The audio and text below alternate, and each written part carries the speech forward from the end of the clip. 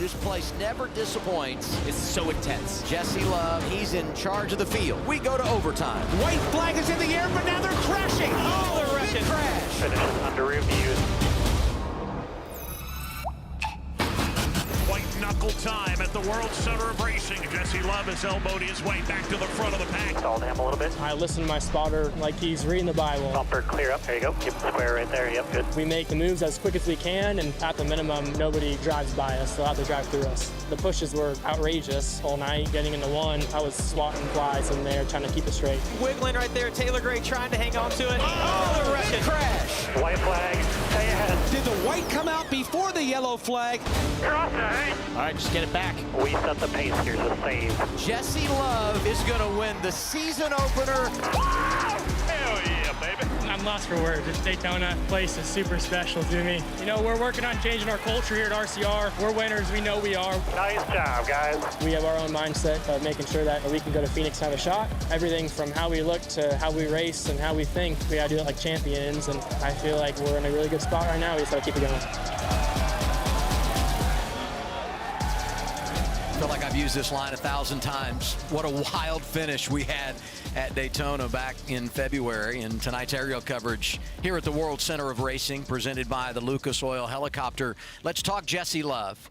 2 wins in his career, both coming in the draft, including earlier this season when we started off 2025 right here at Daytona. Where are you at with this team? Because in addition to his success in the draft, they're locked into the playoffs. They've been pretty good this summer as well, Jamie. Yeah, and I think you got to go back and look at Rockingham as well. I mean, he won the race on the track, obviously had some issues in tech with the rear end housing and ended up getting disqualified, but ran really well there at that track as well. And, you know, the one thing about Jesse Love is you watch all those interviews, he's very intense. And when he does these interviews, you don't see a lot of joking around. I feel like he's all business. And I have said a few times on air over the course of this year when we listen to the spotter or Danny Stockman, his crew chief, you know, they give him a lot of information. And I made the comment, I was like, you know, I don't want a crew chief driving my car. I don't want a spotter driving my car. And I talked with Danny Stockman about this a few weeks ago, and he said, you know, Jamie, that's the information that Jesse wants. He's like, you know, when we have our meetings, you know, and he wants all of that information about things that we see that he could do differently so that he can try to change his driving style to fit the car if, you know, and if we can't get the car where he needs it to be. So I like the teamwork that group has going right now. I think that the spotter, the crew chief, the driver are all on the same page. And I know that tonight will all be about RCR. Like they have the best cars. Those drivers do a good job at these tracks. But RCR feels like they're a little bit behind in general at short tracks or at mile and a halves. And they want to get better. And I see a little bit of improvement every single week out of them. You know, you look at the stat line, and he's finished top 10 6 of the last 8 races, which is always good to have the momentum. The other thing I would say, though, is the statement that he's been able to make as the year has gone on. He hit a little bit of a rough spot in the middle of his rookie campaign last season, but he's matured some of the things you're talking about that's allowed him to have success late in the regular season this year. And you talk about picking up playoff points. I mean, here he is, 5th on the leaderboard. He's got the win, those 5 playoff points from winning earlier this season. But he's going to have a chance to get some more playoff points by where he finishes in the regular season standings. And all of that builds that insurance policy you need to help them overcome some of the tracks where maybe they're coming up a little bit short right now. Yeah, I mean, no doubt. But as we look at those, you know, the playoff points right now, there's really not anybody with a significant amount. I mean, Connor's going to be obviously the leader of playoff points when we get to, you know, to the first race there.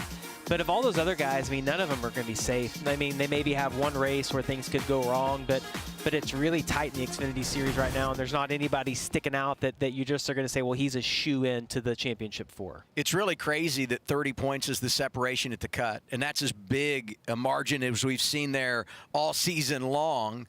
And here we are, 3 races to go, and a lot of wild cards still to be dealt to these teams. So it's going to be a fun little battle to see who the 12 are going for the title in 2025. One driver that needs to win if he's going to qualify to run for the championship is rookie Christian Eckes. Let's hear from him. Back downstairs to Dylan Welch. Yeah, he has joined us here in the lightning room / rain room as we wait this out here in Daytona. So just talking about playoffs again and your position with 3 races left. Do you feel like tonight is a must-win or the best opportunity to win for you in this 16 team? It sure would be good, nice to win for sure in our campers NRV Camaro, but feel pretty good about the next 3 races, especially Gateway. I've always been really fast there, but yeah, no, we'll have to see. It's going to be interesting 3 races. Definitely not in the perfect situation, but you never know what could happen over these 3 races, and yeah, we'll just have to see about tonight. We've documented this year that it has been a bit of an up and down year for you guys, but the spirits, I think, have stayed high and steady throughout the course of that. But the last few weeks have been pretty good, 3 top 10s the last 4 weeks. Do you feel like you guys are where you need to be to make a push, even if you do get to the playoffs, or in the right spot to push towards getting into the playoffs? Yeah, our Camaros have been as fast as Xfinity Internet about every week, but we've been through so much adversity each week, and something's happened or something's not gone our way. Just about every week. The last 3-4 weeks we've started, I think, outside the top 30 pretty much all of them, and have found a way to the top 10. So if we can just get some smooth races and progress these next couple, I feel pretty good about our chances. You had a good run here in February, finished 12th. A lot has changed since then. You've had a lot of races under your belt since then. How do you feel like you have grown as a driver in your rookie year from February to now? Yeah, a lot. Both as a race car driver. Daniel, stop laughing, okay? I'm not laughing. I asked him the same question earlier, too. Yeah, no, I've progressed a lot, just mentally, physically. All right. See, I'm getting tongue twisted over here because of him. Daniel Dye, his teammate, is back here making faces at us. This is February from your vantage point. This is a crash on the back straightaway or an incident on the back straightaway that kind of set the tone for your night. Yeah, that's not one of my finer moments of the year. There's been a lot of those this year, unfortunately, but yeah, no, learned a lot from that, and hopefully I could use that tonight. What once we get going tonight, what do you think will be the biggest challenge or biggest difference from February? The temperature is maybe the most glaring. Is that the most obvious one that's going to be a challenge? Yeah, I think so. I think tire wear, not tire wear, but just tires will mean a little bit more this week than it did in February, and yeah, no, it should be a little bit better of a race, I think. So, I don't know. We'll race hard and see what happens. All right, thank you, Christian. We'll see if Daniel Dye wants to come up here and get the favor returned here from his teammate in just a little bit. To be honest, I'm rooting for it, Dylan, actually. So I hope you do have Daniel Dye on deck and Christian can mess with him from behind the scenes. You look at Eckes, and he's got a good guy on the pit box in Alex Yantz because Alex enjoyed so much success in the draft with Justin Haley years ago. But it's been interesting to watch him grow throughout his rookie season, Jamie, just because a year ago he was so good last couple of years in the Truck Series. Yeah, absolutely. I think the expectations were really high. As you look at the rookie class this year, I think Zilich is unexpected, the success that he's had, and it's been just maybe the best rookie year ever for Xfinity Series for a driver. I think that Christian is having a great rookie season. It's just a typical rookie season, and it's safe to say that Kaulig's cars don't seem to be as good as they were a couple of years ago in general, whether it's at Daytona or anywhere we go, and they admit that. They know they have a little bit of work to do. And Christian's had a lot of ups and downs, but I think that's fully expected for a rookie. And I mean, he's a super talented driver, and you mentioned it is what he did last year in the Truck Series, I think showed everyone what they needed to know. What we've seen in the last month, what he's done the last couple of years, all of that gives you hope and confidence that he's going to be able to find his way and put some good things together. Back down to the weather room and Kim Kuhn. Yeah, Adam, and his teammate Daniel Dye starts 17th, so mid-pack. What's going to be the approach, especially for the first stage? Yeah, unfortunately, they were right in the middle of the pack. That's where everything happened. So plenty of things to hit from 17th. If we get to lap 5, we did better than February. That's our first plan. But just want to make some laps here, just feel the car out a little bit, and then get to be a little bit of aggressive, have a little more of an aggressive mindset. Dylan just talked to Christian. We're kind of in a similar position, even less points than Christian, actually. So this is one of the places that we have an opportunity to win, I think. So hopefully the three of us, myself, Christian, and Justin Haley, will all make selfless decisions and find ourselves at the front by the end of this thing. I know Daytona in February didn't go your way, but you do have 3 top 10s on super speedways this season. What's been the big takeaway and learning? Yeah, I mean, Kaulig Racing has always been as fast as Xfinity Mobile on these speedway style tracks, and for us, I think it's that teamwork that has made that possible. We haven't been able to find each other very well so far this season, so that's our plan tonight. I'd like to find Christian. Justin is 2 rows behind me, I think. So if the three of us can find each other, like I said, just be selfless, help each other, and don't really worry about yourself. At the end, we can see what happens. Have you been able to lean on Justin Haley? He's going to be in the 11 for the race tonight. He is a very good super speedway racer. What kind of things have you picked up from him? Yeah, I mean, Justin, that's one of his things. It's just having not being selfish. You've got in his situation, they've had 2 other cars. When him and AJ and Jeb or Daniel Hamrick, whoever it was in that 3rd car, they did a really good job of these speedway tracks just being committed to each other. So that's our plan tonight. You know, this is a selfish sport. People are pretty selfish, so I'm hoping that we are the only ones not being selfish, and hopefully it'll pay off. All right, we'll see what the calling cards have for this evening. Kim, hometown DeLand, Florida. So you know what it would mean to Daniel Dye to walk off win at Daytona and put yourself in the playoffs as a rookie in the Xfinity Series. He's well aware of what the weather can do here too.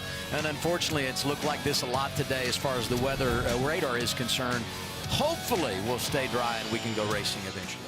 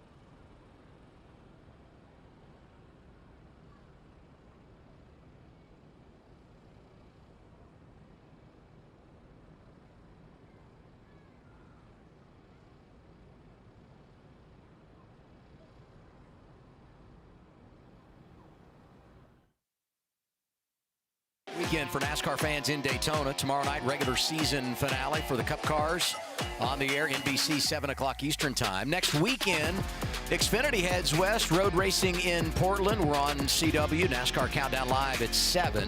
Saturday afternoon, opening of the playoffs for the Craftsman Truck Series at noon on FS1. And then Sunday evening, the Southern 500 at the track Too Tough to Tame. Coverage on USA, 5:30 Eastern time. Let's look ahead to the big one tomorrow night for the Cup Series and send it back now to Dylan.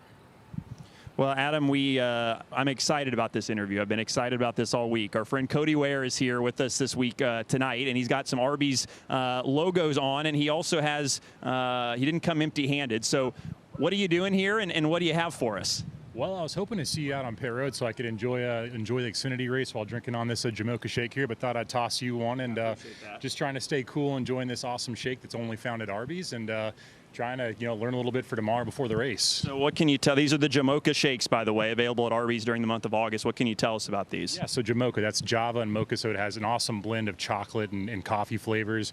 A big fan of both of those, so combining them together, if anyone's in the stands waiting for the weather hold, there's an Arby's right down the street, so go on by, grab one of these, but just trying to enjoy it and hopefully get to some racing later on. Yeah, and like you said, not racing tonight, but you are in action tomorrow in the Cup car, so what can folks expect if they tune in tomorrow here at Daytona? Yeah, we're hoping to put the Jamocha Arby's shake Ford Mustang up front all day, hopefully have a good run, and it's one of our shots to go put it in victory lane, so just trying to hang out tonight, enjoy what should be a good Xfinity race, and get after it tomorrow. Thanks for being here, and thank you for the Jamocha shakes. Adam, I'm going to go sit down and get to work on this with Cody, I think. I feel like you're getting even with us, Dylan, because earlier this year we had ice cream as a part of the sponsorship plan, and we were having that in the booth, and you didn't get to participate. So this is like our payback, I believe. I am hoping that Dylan chokes on that shake is what I'm hoping for. Jamie always tells it like it is. Summer night in Daytona Beach. We've had some lightning, no rain yet. We're in a weather hold, and shouldn't be too long before we can get things going here at the World Center of Racing for the Xfinity Series.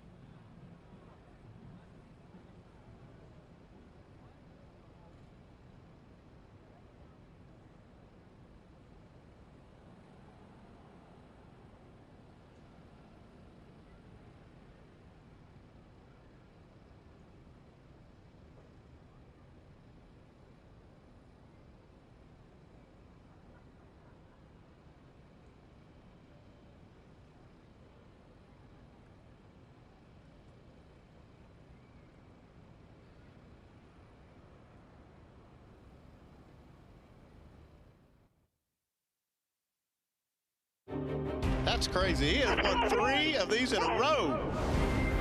Get the World Center of Racing. Austin Hill gets it done.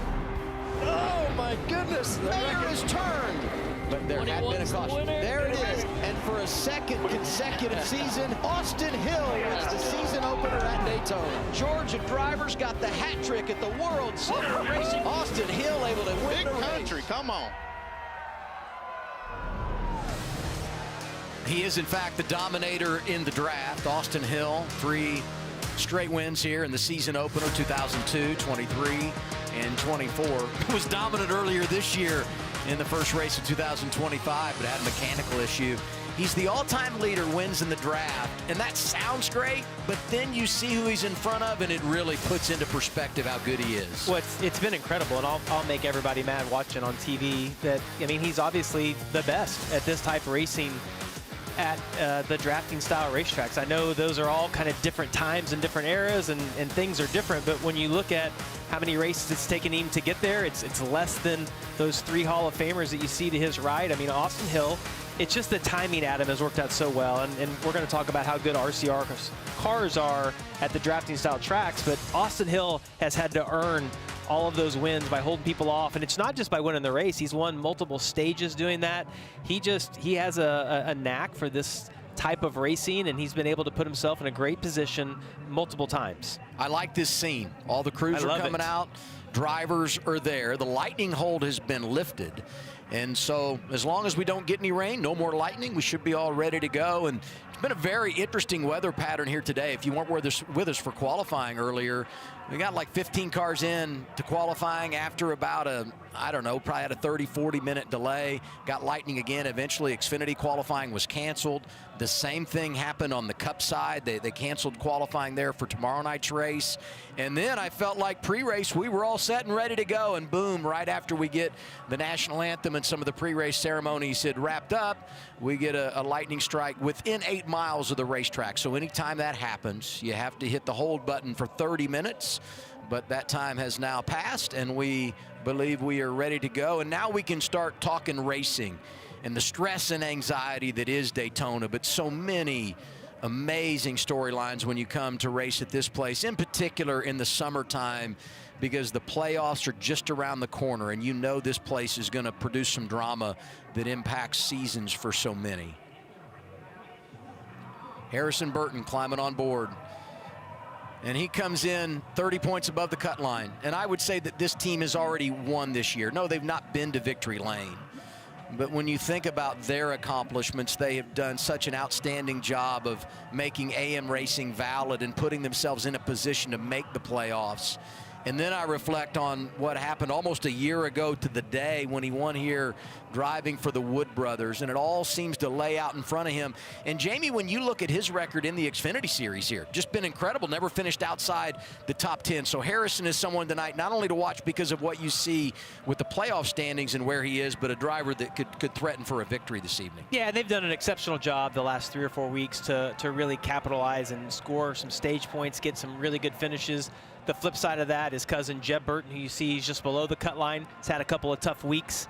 So the difference in that has given him a nice cushion. But, you know, based on what we've seen here at Daytona over the years, that could all go away. It could completely flip. Even without a win tonight, if Harrison gets caught up in a wreck early, Jeb has a good night, I mean, that could all get flipped around. And, you know, if one of those guys below the cut line wins, it obviously puts Harrison in a bad position. But I would agree with you.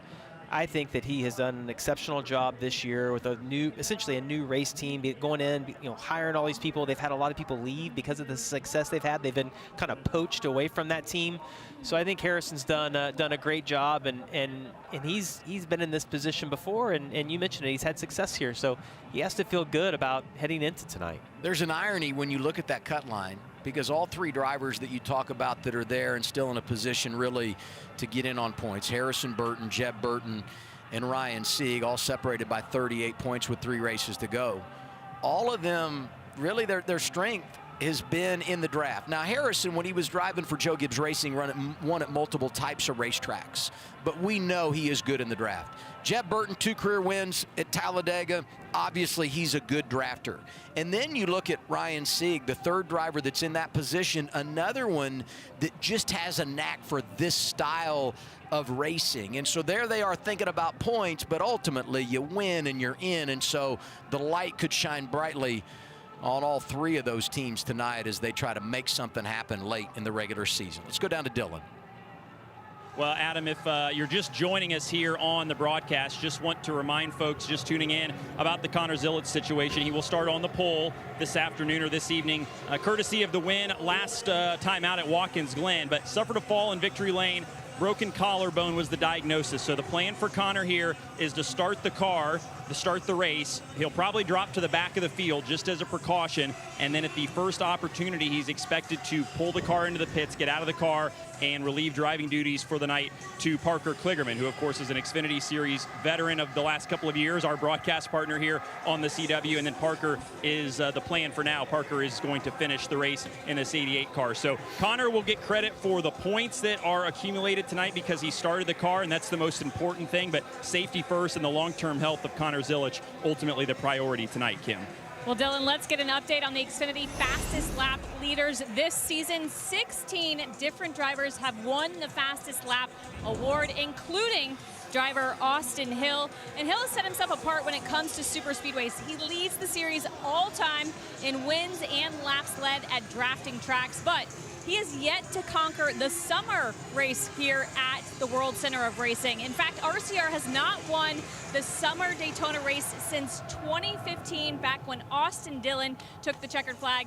Austin Hill told us earlier during our qualifying coverage, the key to these races is flexibility. No two races at drafting tracks are the same, and it's all about adapting to what you have in the car, Dylan. Well, and an average finish of 18th this summer is not the type of momentum you want at the end of the regular season. That's the story with the 7 team, though, and Justin Allgaier right now, who starts right next to Austin Hill. The rest of their story is a little bit hidden in the results. They've had good speed. They have a driver that is still confident. They had an almost certain victory at Indianapolis, and that same stretch of races taken away by some late race contact. They come to a track tonight that Justin has won at before, a race he's won before, and the drafting tracks this year have been a highlight for this group. Keep an eye on the 7 car tonight.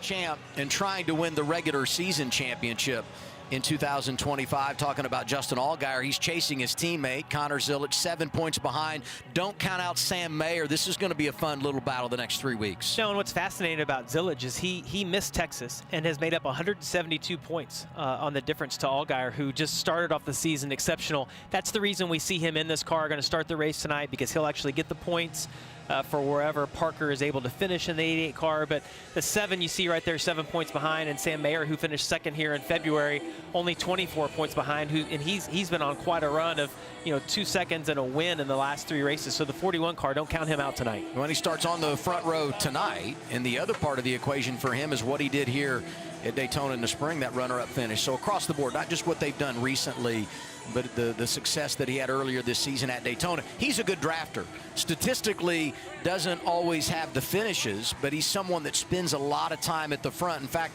when he had that runner-up finish here earlier this season, it was the first top 10 of his career here at Daytona International Speedway. So now you got to flip the switch. I mean, you got to go back into race mode. And I would guess for every driver, this is the most comfortable place, behind the wheel and getting ready to go. But take us through the mental reset after a lot of waiting, sitting around today, Jamie. You're correct. I mean, other than just melting right now, waiting on these cars to start up because of how hot it is outside, this is your comfort zone. That seat's built to fit you. And you said it, Adam. I think that whole thinking you're going to get in and then all of a sudden having the 30-minute delay, that's so hard mentally. You prepare yourself to get in and go to battle, and then you have to kind of reset getting in now. It's even more unique for Connor, who we talked about is going to ride around the back, and then Parker's going to get in his car. So a lot of different mentalities for all these guys. Some of the guys that have to win, do they go and try to get stage points, or how do you manage your race? We mentioned it's 50 miles shorter than the race we have here in February. So a lot of agendas and everything. Everybody right now is just getting ready for this to start. The story of this 88 team is remarkable. We've talked so much about Zilisch and the injuries and the fact that he's come back and won all the races and leads the regular season chase. Let's not forget, when he set out at Texas, Kyle Larson came over and won in the 88. You look at what's in front of them tonight. He gets out of the car. Parker gets in. Parker's very capable in the draft. I'm so curious to see how it plays out for them. And now the wait is over. It's time to fire the engines here at Daytona International Speedway. Let's go trackside.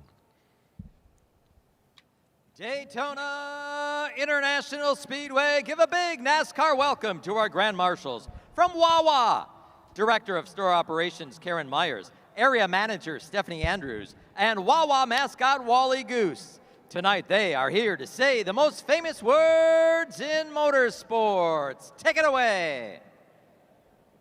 Race fans, are you ready? Wally, are you ready? Drivers, start your engine!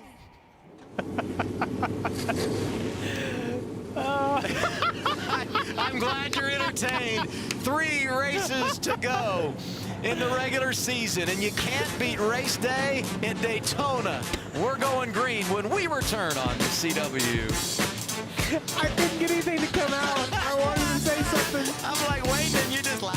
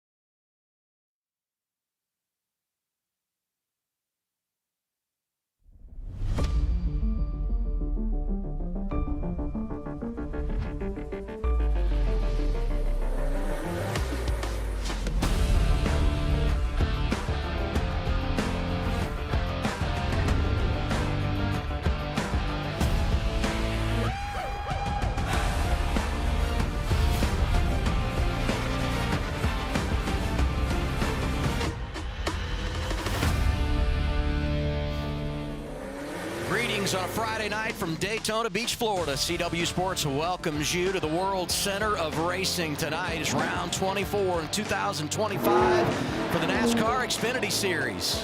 And after a little bit of a weather delay, cars are rolling off, and we are ready for some racing this evening. 100 laps, 250 miles at a place that never disappoints. And we talk about the sense of urgency, not just because you want to win at Daytona, but with 3 races to go to the playoffs, there's so much on the line, and this place always produces chaos, Jamie. It does, and the fact that it's 50 miles shorter than what we have here in the opening race of the year, and you see it, Adam, there's really not a safe place on the racetrack. We see the wrecks in the front, the middle, the back, and they're normally big wrecks that collect multiple cars, and a lot on the line tonight, and the fact that you've got a lot of guys below that cut line that are going to view this as their last chance to be able to win a race and punch their ticket into the playoffs. It's a recipe for a great event for all of us to watch. The storylines are plentiful when you come to Daytona, but at the top of the list, Connor Zilisch. He's won 4 of the last 5. He's been a rookie sensation in 2025, but when he won most recently at Watkins Glen, he fell in victory lane awkwardly. He broke his collarbone, had surgery 10 days ago. He's in the car to start the race, but standing by Parker Kligerman to get in. This is going to be very interesting to watch how they handle this tonight. Yeah, and Parker, you see standing right there, is great at this type of racing. He's been fast most of his career at these type tracks. He's going to get in one of the fastest cars. We saw all those junior motorsports cars, how well they ran in February. But he doesn't have any time in this car, right? Maybe the first time being in it, so he'll have to get his bearings once he gets out. I think the best case scenario for Parker, 88, Connor, all of them, is to have a caution early. Get him out of the car, hopefully before this first stage break, to get Parker as much time as he can in the seat. See the 88 sitting in the pole position. We used the metric to set the starting lineup when qualifying was canceled earlier today. Eventually, Zilisch is going to drop to the back because he wants to avoid the draft. Here is the starting grid as we anticipate the green flag. Yeah, we'll take a look. Austin Hill, you see right there in 4th. He's won here at Daytona 3 times. We talked about the success of RCR, but all those wins came in the spring race. And Harrison Burton, 30 points above the cut line. But if you think back to 1 year ago, he won the Cup race here at Daytona to punch his ticket to the playoffs. Let's go outside the top 10. Someone we have to highlight, one of those drivers trying to put himself into a playoff position. Starting 13th is Jeff Burton. 2 career wins. Both came in the draft at Talladega. Really good here earlier this year. And Jeremy Clements in row 8, someone else to highlight. He won the summer race at Daytona 3 years ago. Yeah, go back to row 11. You see Ryan Sieg. He's got some points to make up on the cut line, but he does have 4 top 10s here in 7 races at Daytona. And then Sheldon Creed, going to start back in 27th. 14 career runner-up finishes, including a pair of them here at Daytona, and he was 3rd in February. If you look at the lineup, there's going to be a lot of comers and goers. There's going to be plenty of movement because of the draft. And look at row 17 and Matt DiBenedetto. Got his career best finish in the draft earlier this season at Talladega. And if you rewind a handful of years, he led a bunch of laps, 49 laps out front in the Daytona 500. So he knows success in the draft. And now we get tonight's keys to Mobil 1 victory lane. Yeah, and Adam, as we talk to all these drivers, it's about survival when you come to this type of racing. You got to make good decisions early in those first 2 stages. You got to get to the end to be able to win this thing. Always a lot of issues on pit road, so have a mistake-free pit road, no speeding penalties. We saw issues getting on pit road in February, and then the biggest one is how do you go out, how do you beat RCR? They've won 3 of the 4 drafting races in 2025. Everyone you talk to says they're going to be the cars to beat tonight. So if you want to win tonight, you're going to have to beat Austin Hill and Jesse Love. As you make that short list of favorites, you might slide in there Justin Haley driving the 11 for Team Colleague tonight, Dylan.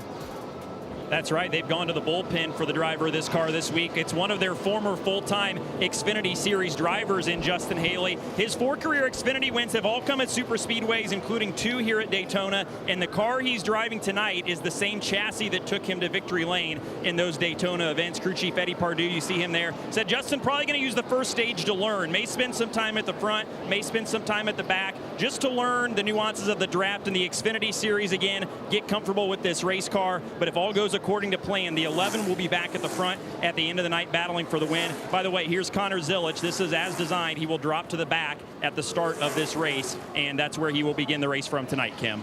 Well, Dylan, the last time the Xfinity Series was at a drafting track was earlier this summer in Atlanta, with Nick Sanchez taking home the checkered flag in his first career Xfinity Series win. And tonight, expect Nick to be aggressive. The 48 team has a no riding in the back policy. In fact, Patrick Donahue, you see there, the crew chief, said Nick has a good understanding of what he needs to do in the draft, and he expects Nick to be mixing it up at the front as much as he can. There's no pressure on them to win. They have a win that's gotten them in the playoffs. What they do want is extra playoff points before the championship run kicks off. Nick is a former winner here at Daytona, winning in the Truck Series last year. 48 car, one that we're used to seeing at the front when it comes to the draft. In the Xfinity Series now, Pep Talk, Team 27. Here's Jeff Burton Radio. All this pressure is a privilege. You know, we put ourselves in this position because we've been working our ass off. Now running a lot of cars that we shouldn't. So no matter what happens, I appreciate every one of y'all, and just go try to make it happen tonight. He told us earlier, my dad won here in the Daytona 500, my Uncle Jeff won here, my cousin Harrison won here. I want to join the family lineage and go out and record a victory at Daytona International Speedway. With Connor Zilic dropping to the rear, Sammy Smith slides up to the front row. He's on the inside in the 8. Outside is Sam Mayer. 100 laps, here we go on a Friday night at Daytona.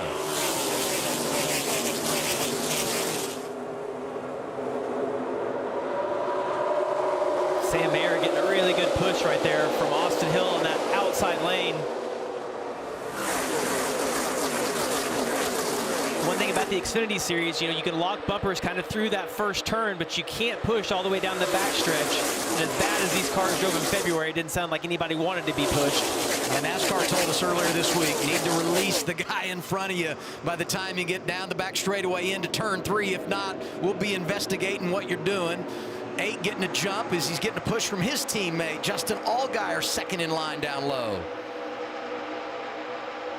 Sammy Smith almost had Sam Mayer cleared. Sam was able to side draft. Now that outside's going to have the momentum. Boy, if there's anybody that I could have behind me, it would be Austin Hill. Knowing how fast those cars have been historically at this type of tracks. It's so rare to see him in a situation to push. Usually he's the one out front receiving the push. He's so dominant at these tracks. Well, there's no doubt if they can get single file that Austin will go for the lead. We've seen him be able to manage these races, control them, be able to lead as well as anybody. It'll take a few laps, though, for this to get sorted out or for somebody to either get tight on the exit of the corner or have a little bobbles. You see Mayer's now able to clear. It'll be interesting to see, does he stay up with Austin Hill or try to pull back down in front of Sammy Smith?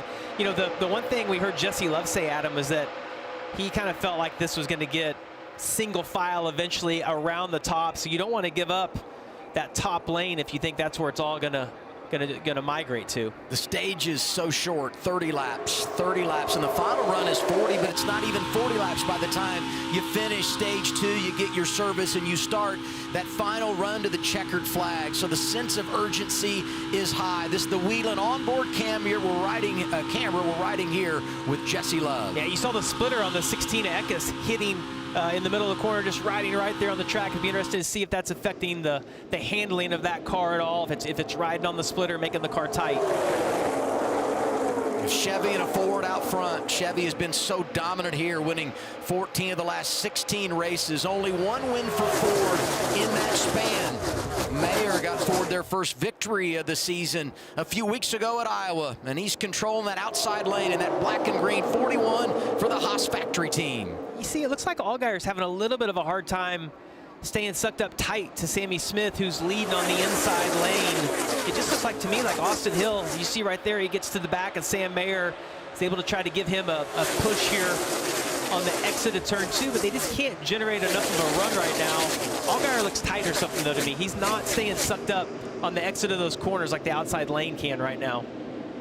Third in line, outside lane, Carson Kvapil. A rookie who comes in a really good points position, but no doubt he would like to record his first career victory and lock up a playoff spot. Yeah, and if you watch Sam Mayer on the outside in the black and green car, if he thinks that Sammy Smith starts to get too far ahead, he'll pull down and side draft, get on the right rear quarter of that car, and it's almost like putting a parachute on the inside car. It pulls him back, and then you see that run start to flow on the outside lane. What you want to do is you'd like to have the 21 car, if you're in the outside lane, get to your rear bumper right on the exit of the corner and be able to push you all the way down the straightaway. And you hope, that's a great shot right there. You can see where the runs are coming from, the momentum on the outside. Nick Sanchez now, that's going to disrupt all of this. Because he made it 3 wide, that's going to change things that happen a row or 2 in front of them as well. Jumped out of line, had some help. That's Justin Haley behind the 48 in that 11.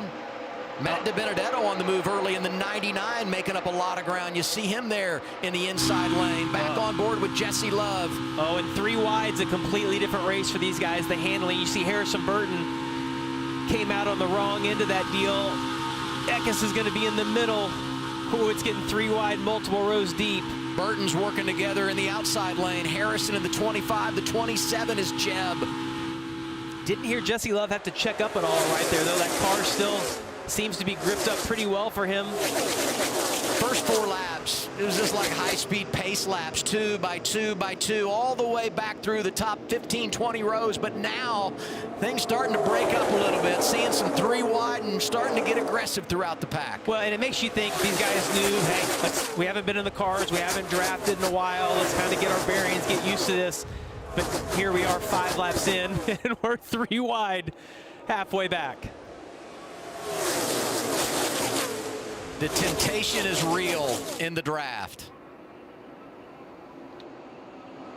Oh, you see Sammy Smith and Allgaier right there on the bottom. We're able to clear Mayer. Mayer side drafts the 7 again. I would assume Sammy's going to stick with his teammate, knowing that he'll probably stay with him more than what Mayer will. A lot of junior motorsports cars up in the top 7 cars right now. The first Gibbs car being Brandon Jones, the third car back on the inside, that yellow number 20. Meanwhile, right to your screen, update on the 88 of Connor Zilich. We knew he was going to drop to the rear. He has done that, being scored in the 37th position, just wants to avoid an accident. And once the caution comes out, he'll come down pit road, and we anticipate that's when they will make the driver change. And we look at the updated regular season standings as they run on track. Allgaier now up by a point on Zilich. Yeah, and Zilich told us, he's like, look, I want to stay close enough to the draft that I don't go a lap down if it runs green through the stage break, but I also want to be far enough back that I'm not going to get caught up in the wreck. That position he's in right now, though, he'll have to be careful, because I think it was Cesar Beccarello that was right behind him. If there's a caution, you get on the brakes too much, you can get run into. So you got to kind of manage all that. Sammy Smith in charge of the field. He's led more laps tonight than he ever had at Daytona. We're 8 laps in at the World Center of Racing.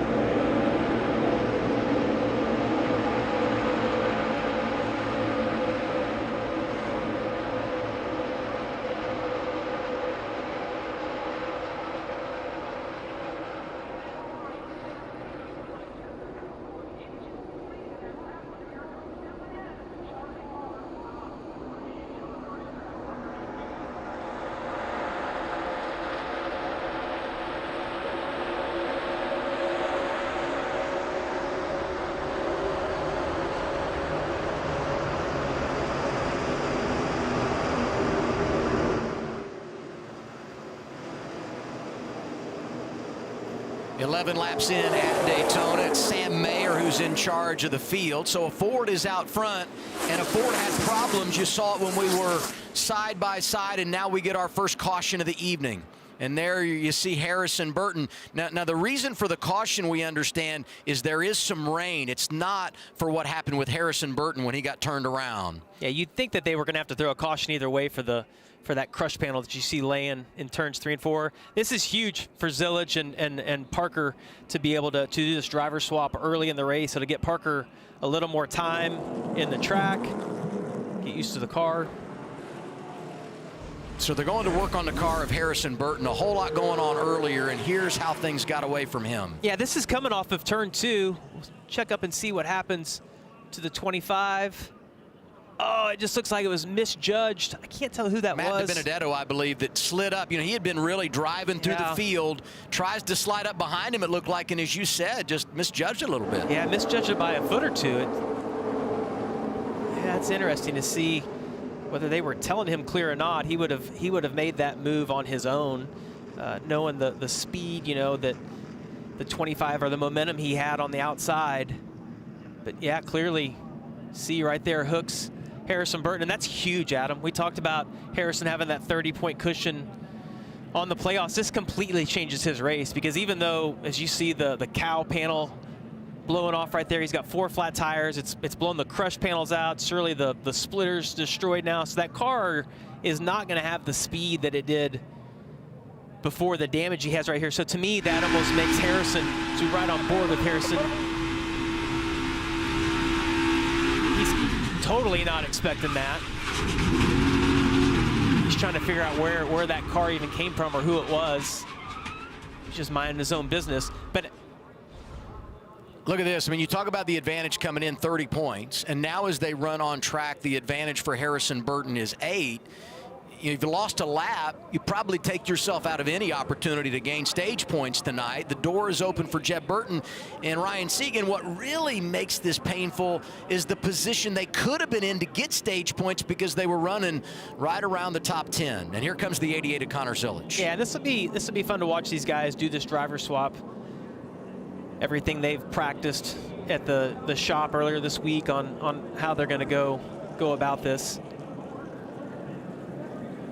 Connor coming down, pit stall number 1, so he'll drive all the way to the front end of pit road, and this is exactly what we anticipated. To follow the action, here's Dylan Welch.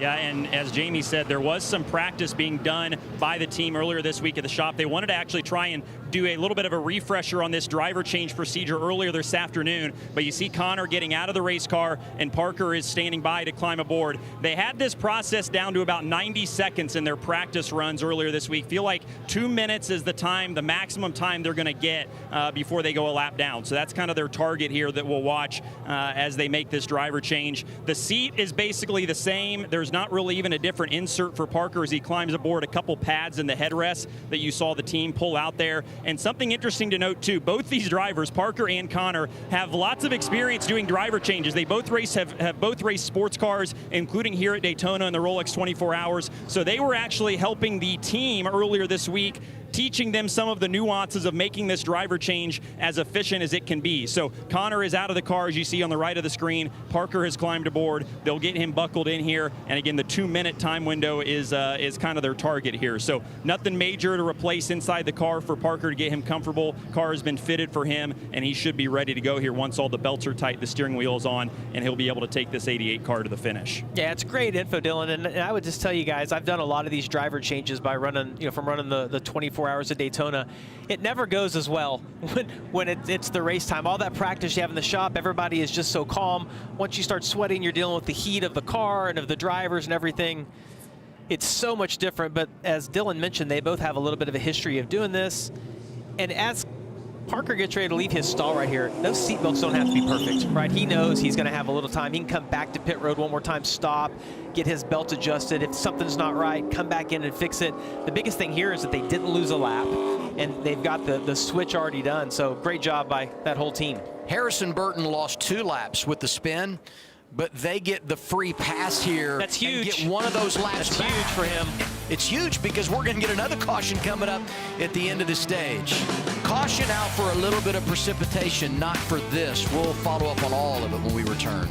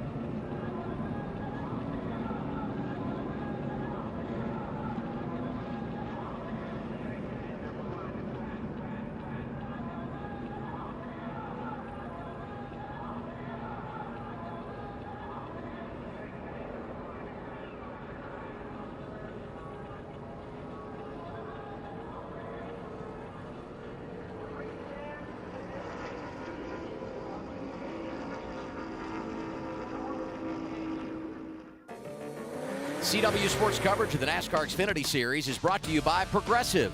Save when you bundle home, auto, and motorcycle insurance. Visit Progressive.com. Toyota, let's go places. And by Golden Corral. Golden Corral honors our nation's heroes. Halfway through the opening stage for the NASCAR Xfinity Series here at Daytona, getting a little rain, so we're under caution. A whole lot happening in the first 15 laps. Let's get an update, Team 88, and send it now to Dylan Welch. Yeah, and ultimately job done today for Connor Zilic. Took care of the race car and has turned it over now to Parker Kligerman. So with the belts tight and everything feel okay for you inside the cockpit? Yeah, it all felt good. You know, as I expected, I just, like I said before, it's just not worth the risk to put myself in danger of having a big wreck and you know, re-injuring something that's so freshly injured. So, yeah, I mean, I'm glad that I was able to hand it to Parker. There's not many guys I'd rather have than him. So, yeah, I'm excited to watch him. Obviously sucks getting out of a car that's as fast as Xfinity Mobile, and I know is capable of winning the race, but I got confidence in Parker that he'll do a good job. Well, that's what I was going to ask. You've seen somebody else drive your car from the start of the race to the finish earlier today. Was it tough to get out of it and watch it drive away, not being behind the wheel of it? Yeah, I was kind of thinking about it. Like earlier this week, I was like, man, this is going to be, you know, I know that I'm not good enough, and you know, today came, and every day I've started feeling better, and I was like, man, I wish I could just stay in. Nobody pulled me out, but, you know, it's part of it. It shouldn't be part of it, but because I fell off my race car, it is part of it. So, yeah, you know, I'm glad that I have a team that sticks behind me through it all, and you know, fortunate to have a car that's really fast, and I know Parker will have fun driving the WeatherTech car, and hope he does well, and I'll be cheering him on. This kid's always in good spirits, and he'll do the team proud, cheering his own race car on the rest of the night tonight. I can't imagine how hard that is to get out knowing that you feel okay, but I would just say that big picture, you think about the championship and where we're going next week to a road course where we've seen him be dominant all year long. it's the best decision. I mean, Adam, you look at some of the wrecks he's had at Daytona earlier this year, Talladega, big hits. Great decision by him as we see Jesse Love and Sanchez coming down pit road here. Yeah, Progressive pit road is open and a few takers. We start with Kim. Yeah, including Nick Sanchez in that white and orange 48. It was entry and exit very loose. So loose, in fact, Nick said I almost lost it a couple times. This will be a bit of a longer stop only because they're making significant adjustments on the race car, Dylan. Same for the 2 car of Jesse Love. Reported early in the run he was all over the place and then doubled back and said he was all over the splitter and had no rear grip, which was causing him, as you would expect, to be loose. So they'll make a chassis adjustment. You saw that at the right of the screen. 4 tires and fuel for the 2 car. And here's what I would say. You pit here, and then you can likely run all the way to the end of the second stage on fuel with those caution laps that you get at the end of stage 1. So a little bit of a strategy play here in addition to the fact you need to button up your race car and get it where it needs to be. Well, the 88 has executed the driver change. Connor Zillage is out. Parker Kligerman is in. And they executed perfectly, staying ahead of the curve, and they're very much in the game here at Daytona International Speedway. Men, get ahead of your curve.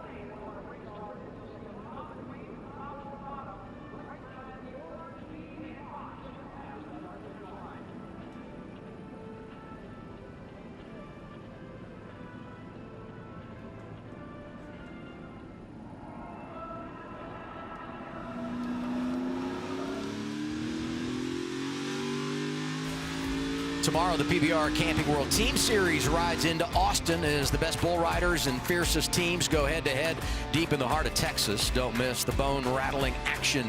The PBR Camping World Team Series from Austin tomorrow, 8 Eastern, 5 Pacific on the CW. Caution comes out halfway through the opening stage here at Daytona for rain. We've not lost the track. They've not brought the cars down pit road. Just one little shower there that's barely catching the track, and if the radar doesn't change and that continues to move east, we should be good. Just got the one to go, in fact, so we've executed the choose. We're ready to restart. Let's go back to what happened to one of our playoff contenders, Harrison Burton, getting turned around. And we talked about Matt DiBenedetto just misjudging, moving up, trying to get in line, knowing that outside lane was going to have the pass. Matt's up. Tremendous amount of positions from the start of the race. Let's take a look and listen and see what Matt had to say. Still the 25, sorry, totally misjudged. Yeah, we're fine. I just misjudged, tried to get up to the top. They checked up at the kind of wrong time, and I just misjudged it. Let's get a 25 update. Harrison Burton, here's Dylan. Yeah, a couple things. So when those crush panels blew out, one of them actually came up and hit Harrison in the shoulder. So he said he's feeling okay, but the crew is in there trying to pour some water on it just to kind of cool it down. He's also got a radio button issue that has fallen off of the steering wheel, it sounds like, and was laying in his lap. So he's working on that. And the biggest thing, back to those crush panels they're working on, just making sure the fumes don't get too bad inside the cockpit. So Danny Eflin and the entire crew have been down here just trying to patch this car up during multiple stops under this caution flag. Let's listen to some team radio as they diagnose several issues here on the 25. Dude, craziest thing ever. I've got metal in the back of my neck, like in the suit. Like shavings, like you're grinding on something, but worse? Yeah, it sucks. Boy, these images, him look at his pouring eyes. the water, on his eyes. It's almost like his eyelids are stuck shut. You see him trying to get some water on there. Simply Safe bringing you this onboard look. Had the glove off. He's pouring the water in there. Just incredible stuff that you're seeing with that Simply Safe onboard camera. You got to think that when that crush panel came out and the tire cut down, there's fabric off the tires, the debris off the track, that some of that somehow, he said it got in the back of his neck, but it also obviously has gotten up in his helmet. Maybe some of those shavings have gotten in his eyes. NASCAR did add a lap before we return to the green flag, so it's going to be a couple of minutes here before we get racing again to end the stage. That's going to be hard. I mean, you have to have perfect vision. You're constantly looking way ahead, making all these split-second decisions.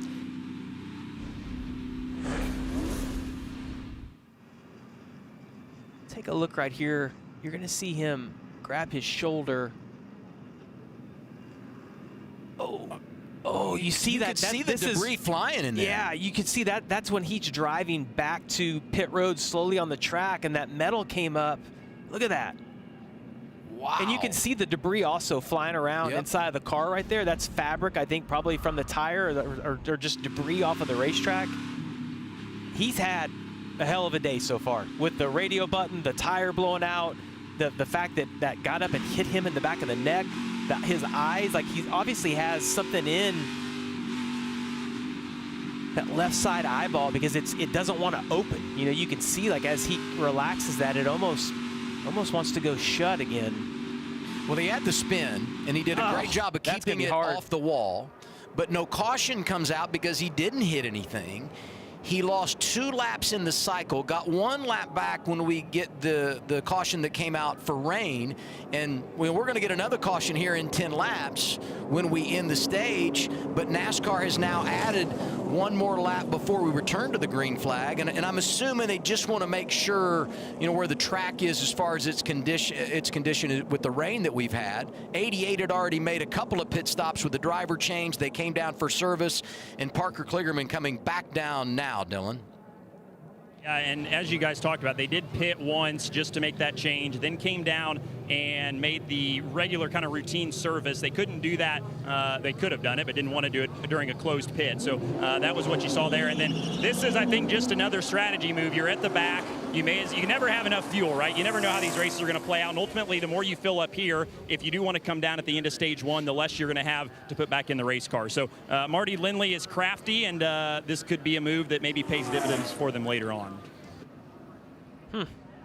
You know, the other thing I would say here, just reminding everyone how this works when you have a driver that gets in mid-race. Connor Zilic will get all the race points. So any stage points that come and the points that Parker's able to win at the end of the night for the race. If Parker were to win a stage and get a playoff point for that, or come back and win this race and get the 5 playoff points, those would not go to Connor Zilic. So tonight, as far as Connor is concerned, he can gain race points, but cannot take in any playoff points for what happens here tonight. And we're riding on board Justin Allgaier. This is the Hellman's onboard camera, 4th in the lineup for our reigning champ.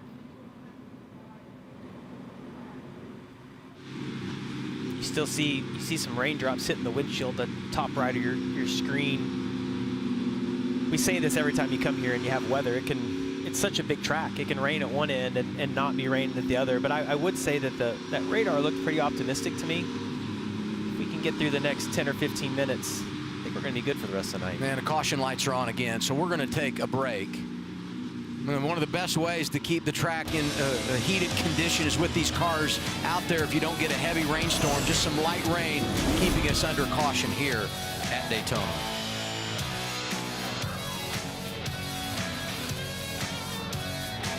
Hey, so I think the 88 move there.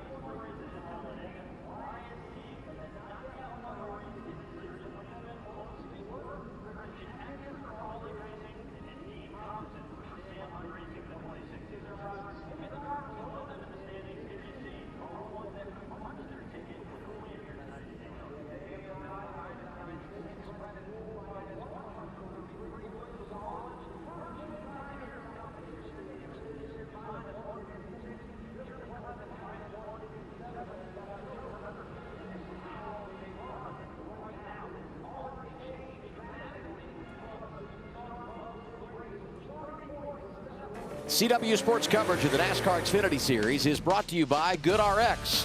For simple, smart savings on your prescriptions, check GoodRx.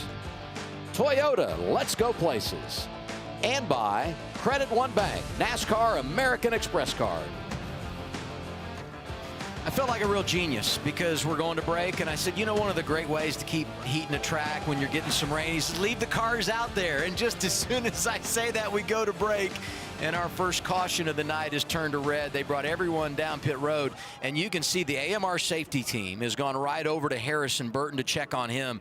This is something we've never seen before, the debris inside the car and the discomfort that he was experiencing there. Yeah, they obviously saw the same thing we did, where, you know, as he was rolling around trying to get back to pit road, the tire is flat and the rubber starts coming out the tire, and you see it's tearing the crush panel out right there. And once that crush panel is out, there's an opening inside the car, and so you can see that tire from the inside. And something came up and came inside of his car, and it's incredible that it even fit between the headrest and the seat. But you can see that fly up in there. Obviously hit him in the neck or the shoulder. He's holding that. And then just the debris, his visor is cracked right there as he's rolling back to pit road, and something then got, not in one of his eyes, but it looked like it was in both. And I would say this red flag, if you want to call it a blessing, it is for Harrison to be able to come in and get another bottle of water and be able to just get your bearings and figure out. He had the radio button issue.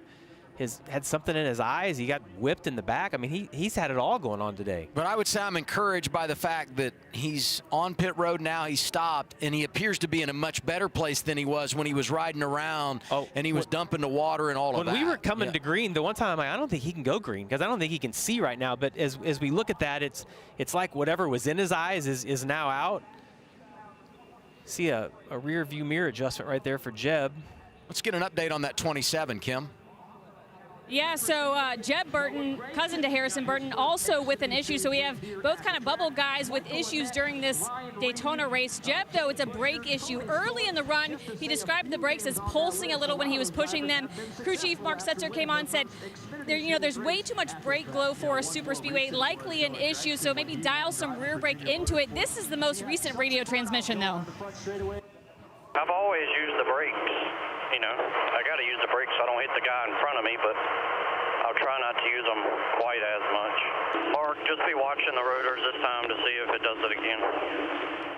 Well, you wouldn't use enough brake here to make the rotors glow. I mean, you might use a lot of guys will not roll all the way out the throttle and use the brake as you're managing the draft and those gaps that you have, but he's not going to use, there would be a brake issue if the rotors are glowing, like whether it's a caliper sticking or a master cylinder not releasing.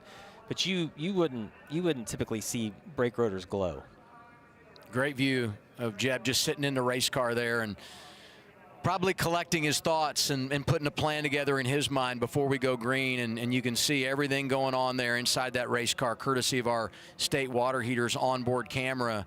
And I'm just thinking about the situation for Jeb, what Harrison's dealt with. And then I go to Ryan Sieg, right? Because so many factors coming into tonight that you knew this was the race. Those drivers could win, lock themselves into the playoffs, or you can have the craziness happen like what we're seeing unfold and open the door for someone to have a huge gain from a points perspective. Well, and as Harrison had his issue, I was in my mind thinking there's a long ways to go. Like he's not out of this yet, because all it takes is Sieg or Jeb to get caught up in a wreck in the next stage, and he might still have his same advantage going into Portland next weekend. But man, the stress of points. I mean, you work all year long, and here we are, 3 races to go, and Harrison just not doing anything wrong gets wiped out from the misjudgment of Matt DiBenedetto on the backstretch, and that results in everything else that's happened over the last 10 minutes to him.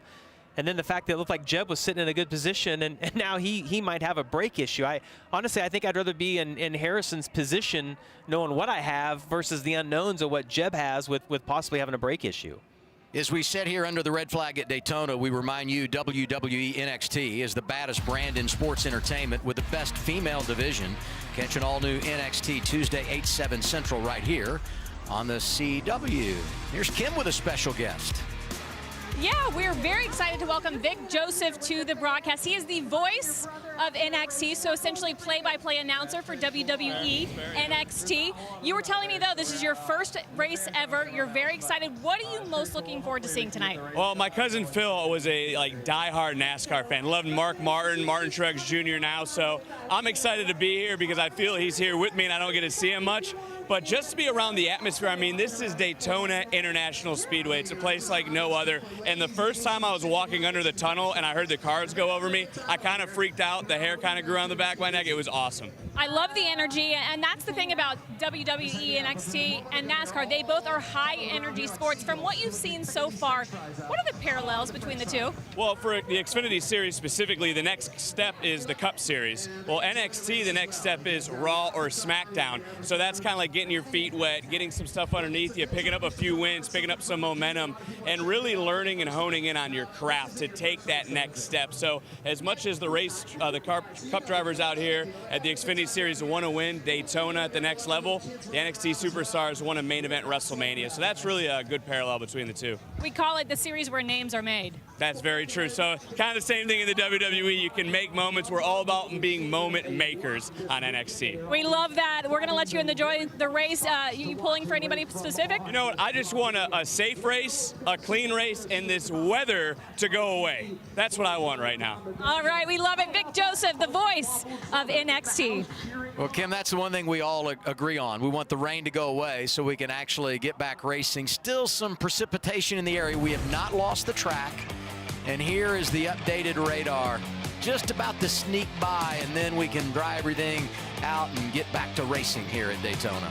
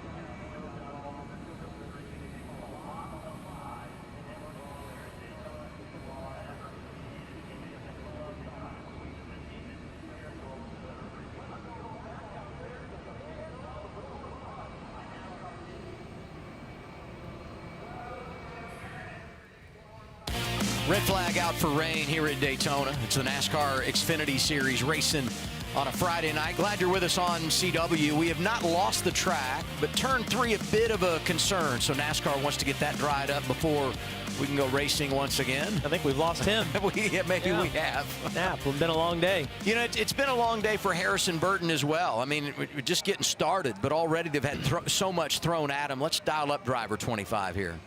Hey, Harrison, it's Jamie Mack in the CW booth. You got me? Yes, I've got you. Wow, 21 laps in, you've had a lot happen to you so far. We see from this in-car perspective, we saw it looked like you got hit in the back or the shoulder, the neck was something. Saw you grab that and then something in your eye. Just take us through that whole procedure. What happened to you? Yeah, not the most fun, but you know we'll be fine. Just blew the crush panels out when I spun out there and trying to get back to pit road. I just kept blowing through the crush panels behind me, and I guess that's what came up and hit me. I don't know. It's kind of weird. I've never really had something like that, and then I didn't even notice I had something in my eye until the caution kind of got calmed down there. So I'm all good. Thankfully, thanks to everyone at NASCAR and the AM group for building me a safe race car. Obviously, still in the race. Just got to get back on the lead lap, and we'll be ready to go. Yeah, how much damage do you think you have to your car? I mean, obviously the crush panels are blown out. Do you feel like you drug anything off as you got back to pit road? I mean, where do you feel like you're at right there? Yeah, I mean, I don't know if my crew chief is lying or not. He says it looks pretty good, but, you know, we obviously lost the hood flaps there. I can see that, so he couldn't lie about that. But everything else looks fine. You know, I think we'll be back in the game from what I could tell, just riding around under caution, trying to get caught back up. I felt fine. Everything is still straight. Never hit anything, just, you know, maybe a little bit of quarter panel damage just from beating it up with a tire, that's all. Well, I think crew chiefs have been known to tell a fib or two, but I will tell you from our perspective, it looks pretty good on the outside other than the cow flaps. Good luck tonight, man. Yeah, thank you. I appreciate it. Thanks for tuning in, and enjoy the race. You drivers always hang together, but I do want to give some love to Danny Eflin, who's been a tremendous leader for this team. He and Harrison both.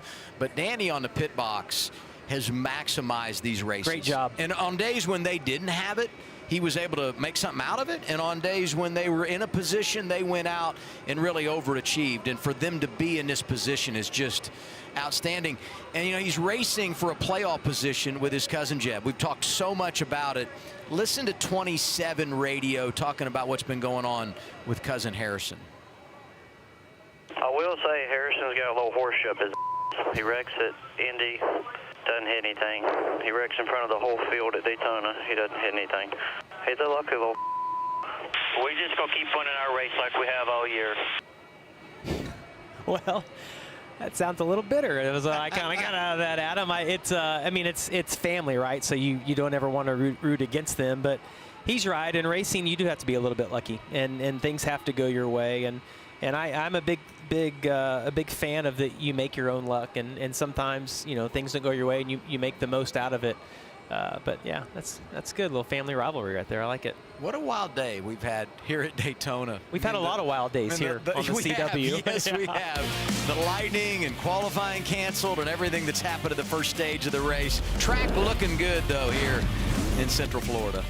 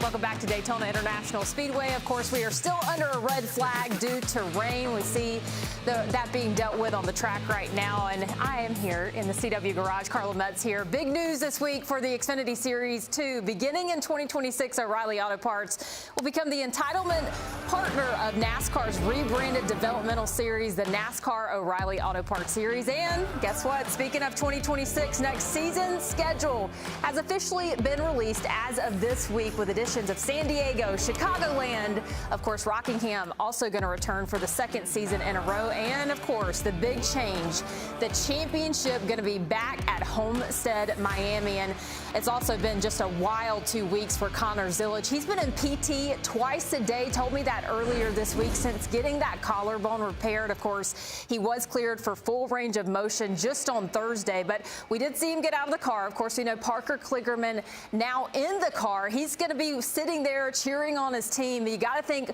there's always a risk of big hits at drafting tracks. Zilic, of course, already subject to that at Talladega earlier this year. Hurt his back earlier in the season, had bruises all the way down his body. The risk just not worth the full race for this 88 team. And we've got a lot more coming up here as we get ready to go back green at Daytona International Speedway. We'll have that and more when we come back on the CW.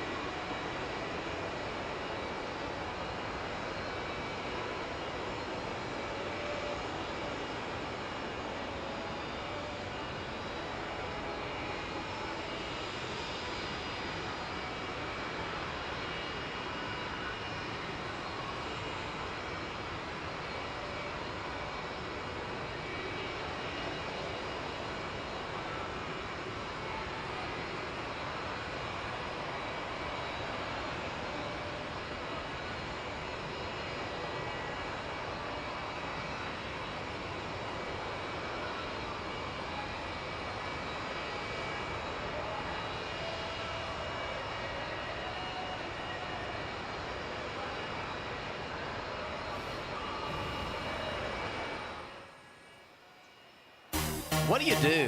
Oh, the Macarena, apparently. Is that what that is? Oh, Lord, look at that. Look at him. That might be. I don't know. I don't know what that is. It's the calling. I think Chris Rice actually teaches the dance. Oh, I bet Chris Rice can do it. Oh, boy. You know what we got to do here?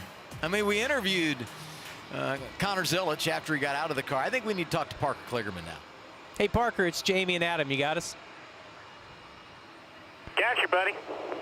All right, we only have a couple minutes, so don't talk too long. But we just want to know, you comfortable in the car? I mean, is the red flag actually a nice way to get settled in and get ready to go here? Well, I appreciate it. You know I've never been short of words, so I'll try my best. But thank you, CW, for letting me do this, and obviously honored that Dale Jr. and Connor and everyone reached out. I was pretty nerve-wracked there getting into the car. I was glad to have had my driver change practice at the Rolex earlier this year, so I kind of knew how it was going to go. We prepared well, and that was pretty seamless. But yeah, the red flag obviously helped me just get a couple things into your a little better place. There's still a lot to figure out and feel out. As you know, it's like stepping into someone else's office, so you know you don't know where everything is. So that'll take me a little bit of time, but definitely this has helped us out. Well, you finished third in this race last year. I mean, what's your comfort level? I mean, you haven't been in the Xfinity car in in a while. And I mean, what's your plan here when we go back racing? Is it kind of get a feel for it? Is it just get to the front as quick as you can? I mean, what's your mindset? Well, first and foremost, I can't wait to get some airflow in here because it's pretty steamy.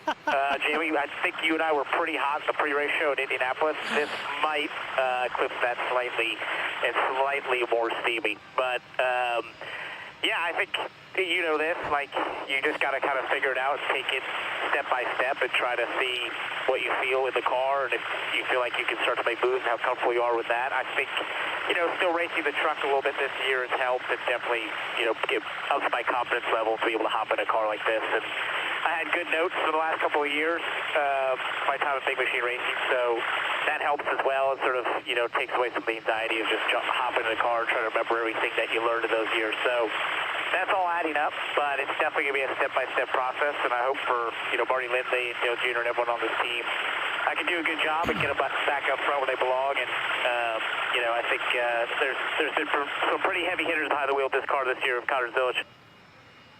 Well, first off, we're shocked to hear you complain, Parker, because you never complain about anything. And second off, we just wish you the best of luck. It's going to be fun to watch you come from the back and work your way up through there. We know you're really good at these type tracks, and we can't wait to watch. So good luck, man. Thanks, buddy. Sorry I'm not up there. I miss you guys. We'll see you next week. Parker back with us for the broadcast at Portland when we go racing in the Northwest. And now we hear from the boss, Dale Jr. Dylan. Yeah, that's right. It's been, I'm sure, a whirlwind couple of weeks for everybody on this team, including the boss, Dale Earnhardt Jr. So let's give Parker his flowers here. Why was he the right guy for the job in this situation? Well, they're about the same size.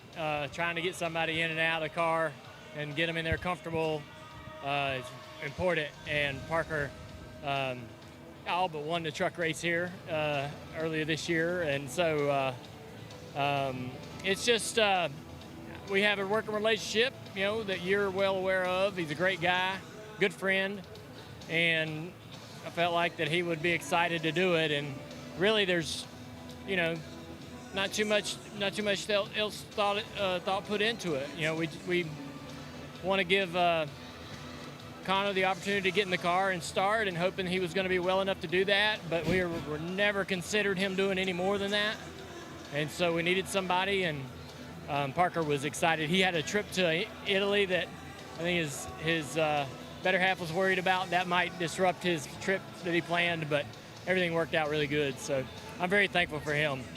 He's a great guy, great sport, and he's coming here, great attitude.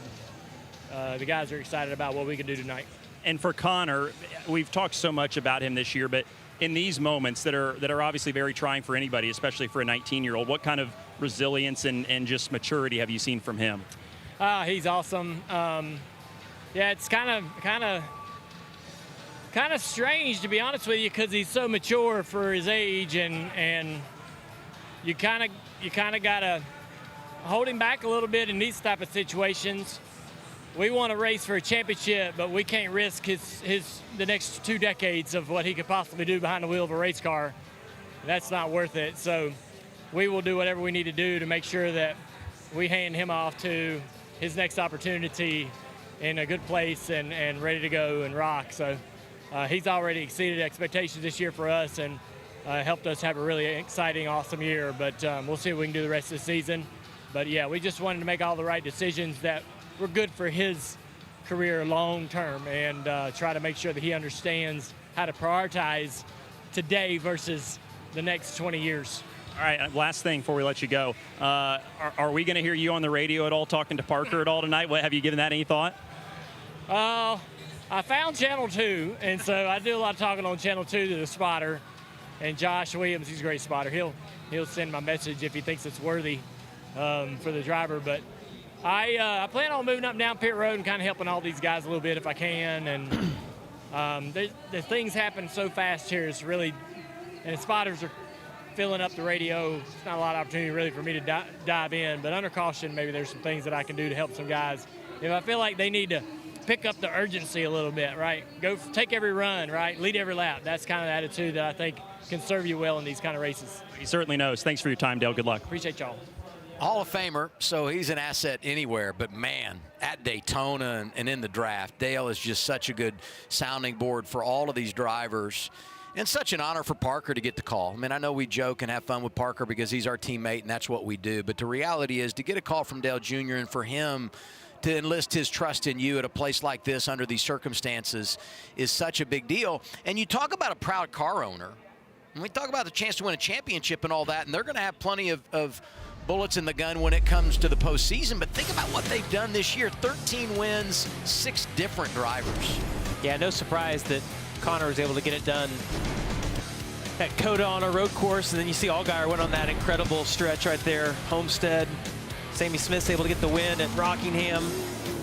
Kyle Larson does it at Texas, filling in for Zilich. Allgaier gets back after it at Nashville.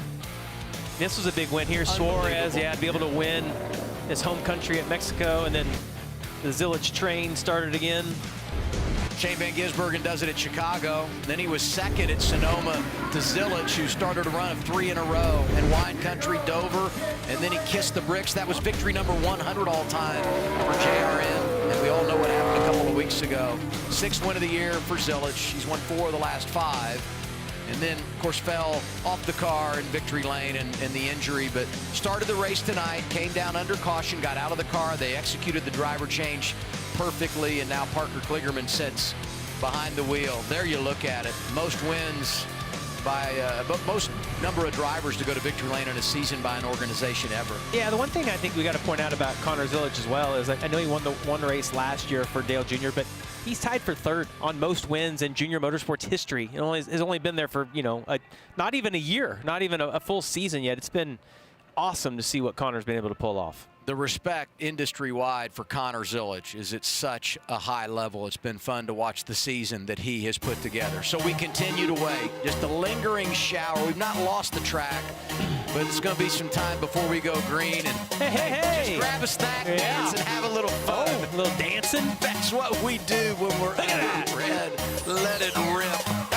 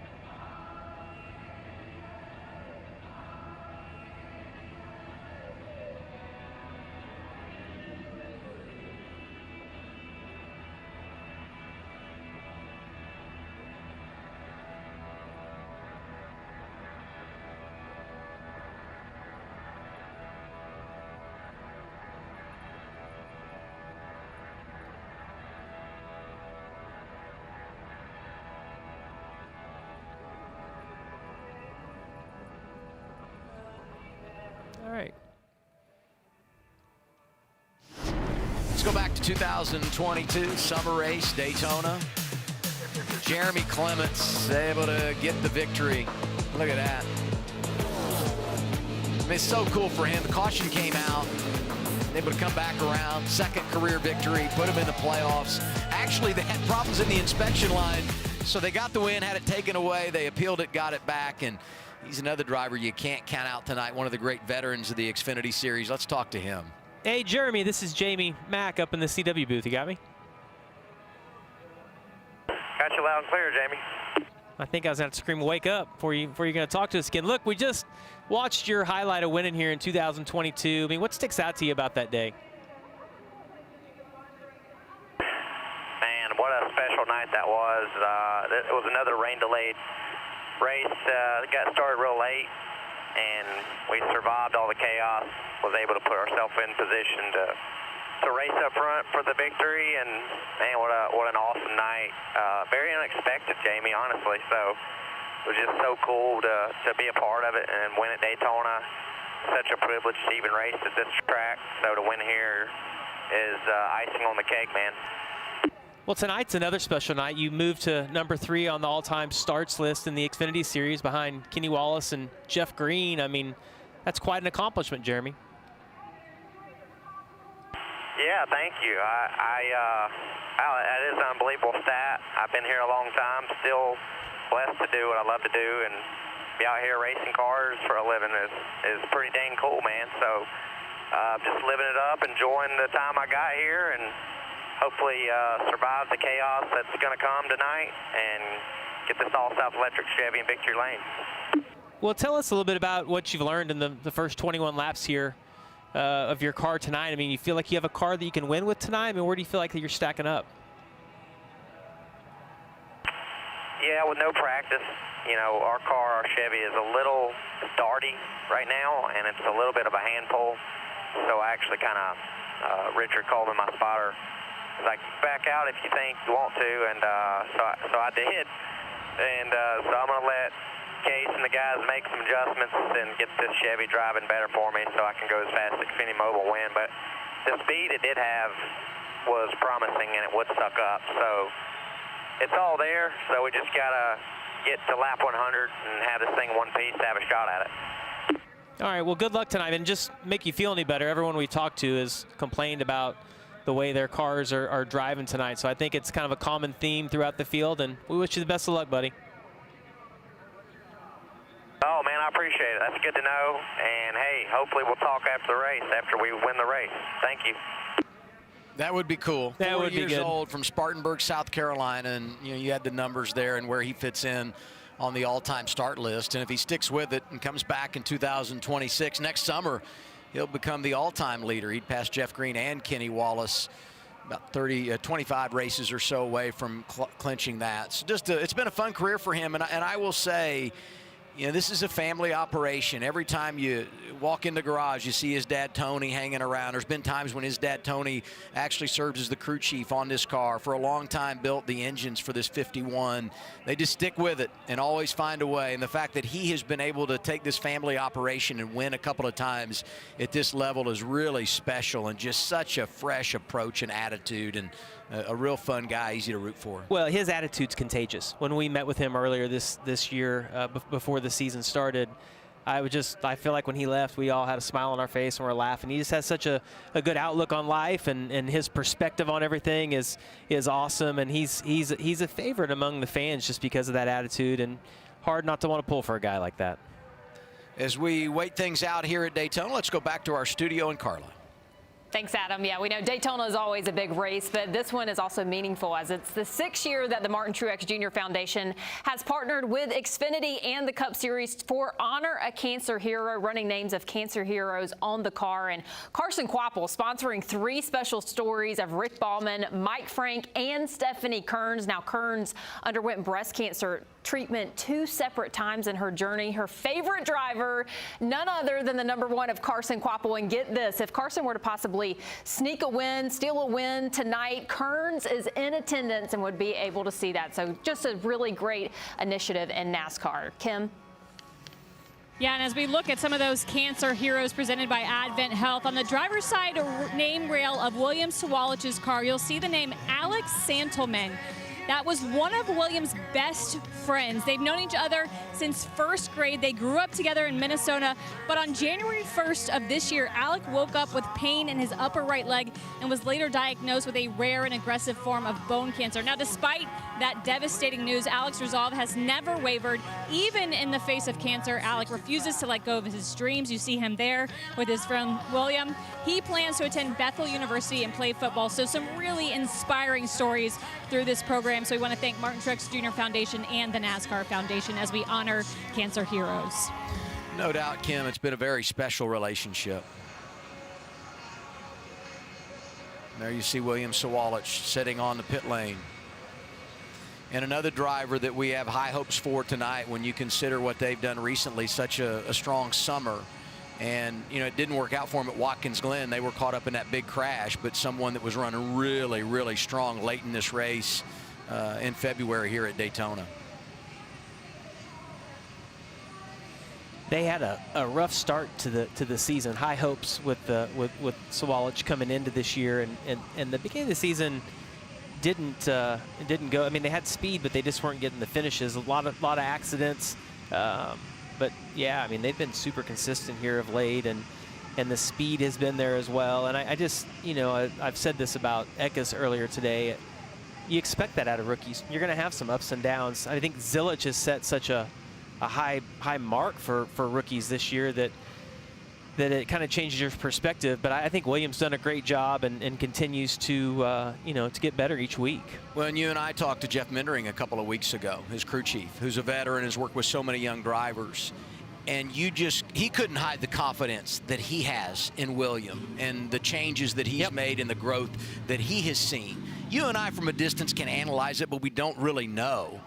But Jeff Mindering is a guy that's had a front row seat for it all, and obviously is the leader of the team. And when we heard that from him, that was outstanding. So they fired the engines, cars are rolling off, and we'll get ready to finish this opening stage. Thank goodness. Yes. All right, let's go. What a night we've had so far with the qualifying getting canceled because of lightning, and then didn't get going on time to start the race, and got a little bit in, and then had a little bit of rain. We've had it all today. Adam, what's next? And I would say here we're going to have 7-8 laps to go in the stage when we return to the green flag, and we'll have it for you on the other side of the break. It's the NASCAR Xfinity Series live on a Friday night. It's happening on the CW, and we're glad you're here.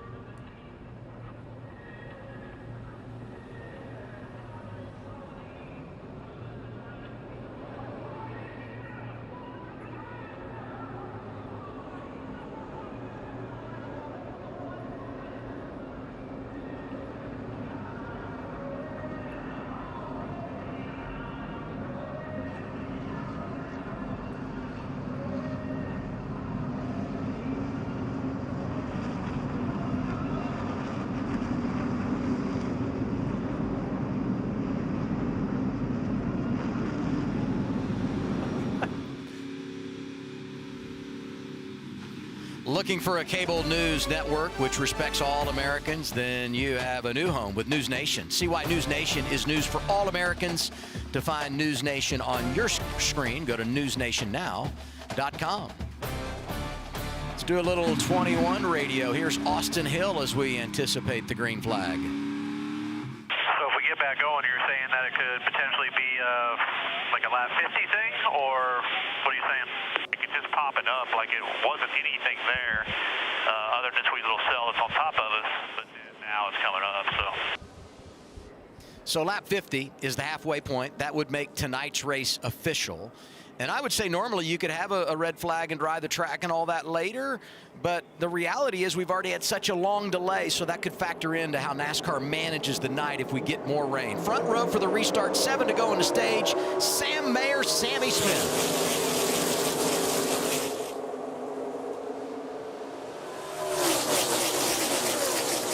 Those front 4 guys all locked together, one of them trying to get an advantage here. Saw this on the last start. Took multiple laps for that to get sorted out. We only got 8 laps to go, 7 laps to go here for the end of the stage.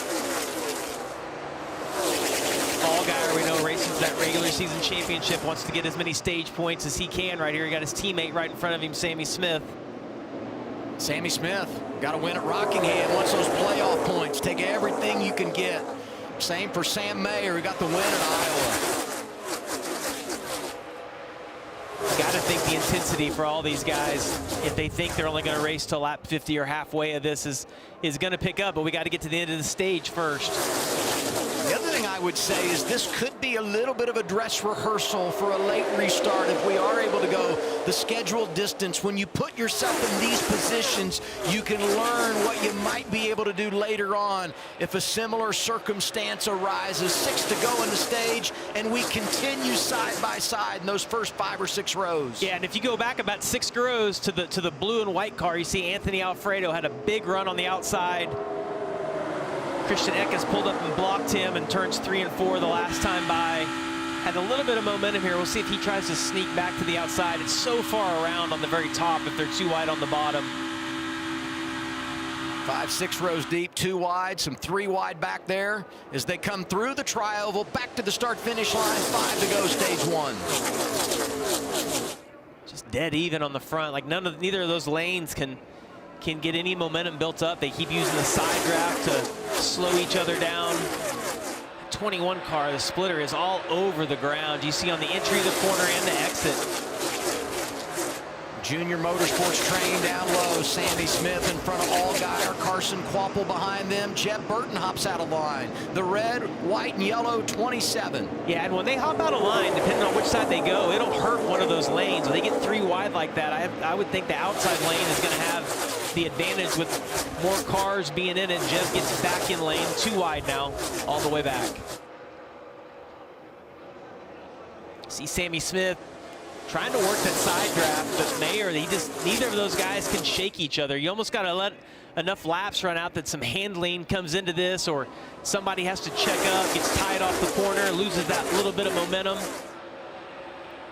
4 to go on the stage. Mayer has led 15 laps, 11 out front for Sammy Smith. When do you make the move? How aggressive do you get? Well, you see Austin Hill right there getting a little more aggressive. The splitter's dragging the ground, pushing Mayer all the way down the backstretch. See right of your screen, Parker hanging in the back. They've made several pit stops. They're ahead on fuel, likely going to stay out at the end of the stage. They just don't want to be in the middle of the mess if it happens here, ending stage 1. 3 to go as they come by this time. And Adam, you just got to use this no matter what position you're in here, whether you're in the top 4 or 5 cars, as you would at the end of the race. Like if I'm in this position, what do I do here? How do I get out front? How do I time out that run? If you're Austin Hill on the outside, where do I want to get to the rear bumper of Mayer and give him the push that he needs?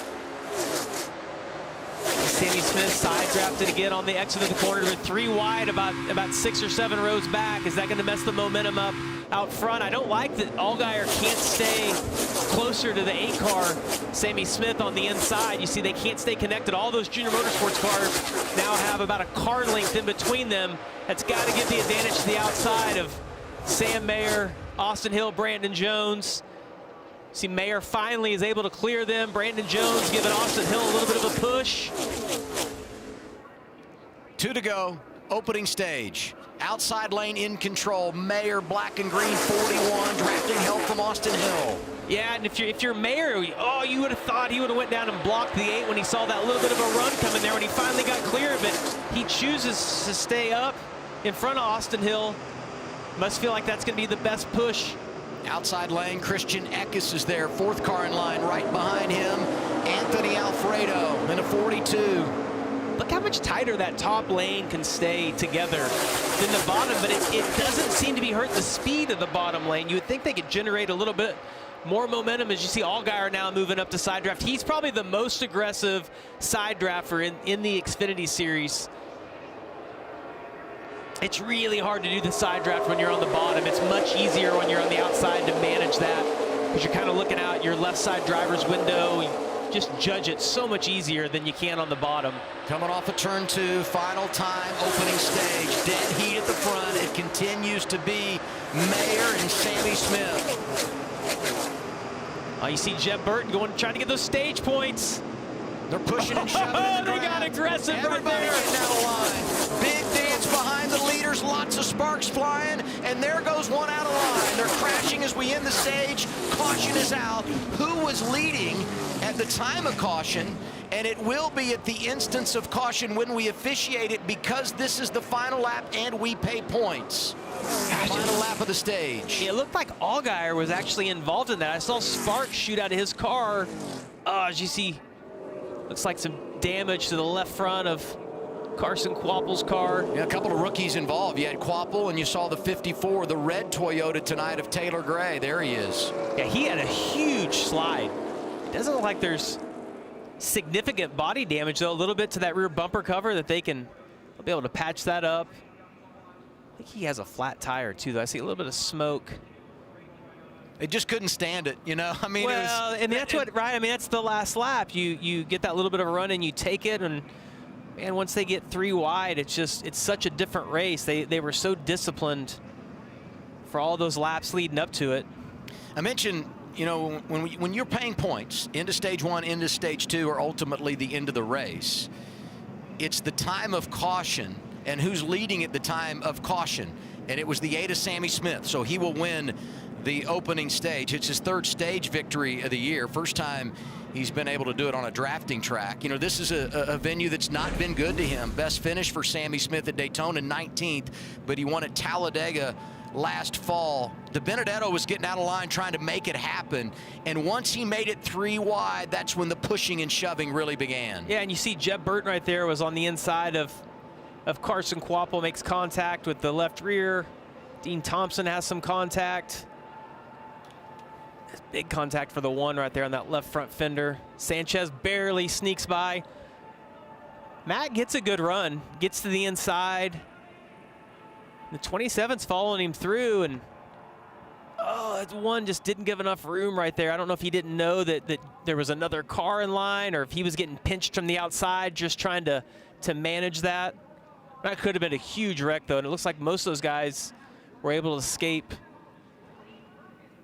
See, Jeb's on the line right there, but I don't think he did anything wrong. I think it was just it all kind of funneled down, narrowed up, and just slight contact, but you're already out of control entering turn 3 here. The car's so loose, just right on top of the racetrack. That double yellow line is out of bounds at Daytona. So if you go down there and improve your position, you will be penalized. And that's why you guard against that, and you have to really manage that timing on the track to make sure that you don't put those left side tires below the double yellow line. De Benedetto was right there riding on board with Jeb here. Yeah, and it looked to me like the 1 didn't know that he was down there because there wasn't anybody on his outside, and Jeb just followed Matt through, which is typical. Good job right here getting slowed down. 54 still sliding in front of him. That was a hell of a save by Taylor Gray, sliding all the way around the corner on the banking. 6 cars were involved in that. And we look at the time of caution in NASCAR for every position here, because we're paying those stage points. We'll analyze who was running where at the time of caution, and this is the procedure we would follow if the caution were to come out final lap of stage 2. And as I said, we've seen it so many times when the caution is out on the final lap of the race. Here's Jeb Burton radio. I mean, I can't go no lower. I'm there. Inside. Like, we're good. Let it go. Race car's clean. Let it go. Yeah, man, that's exactly what we saw, Jeb. Feel like you didn't do anything wrong there, just following Matt through. Unofficially, I would say that Jeb Burton's going to get a couple of points here, and Harrison Burton should get the free pass. Progressive pit road is open. Here they are. Let's start with Kim.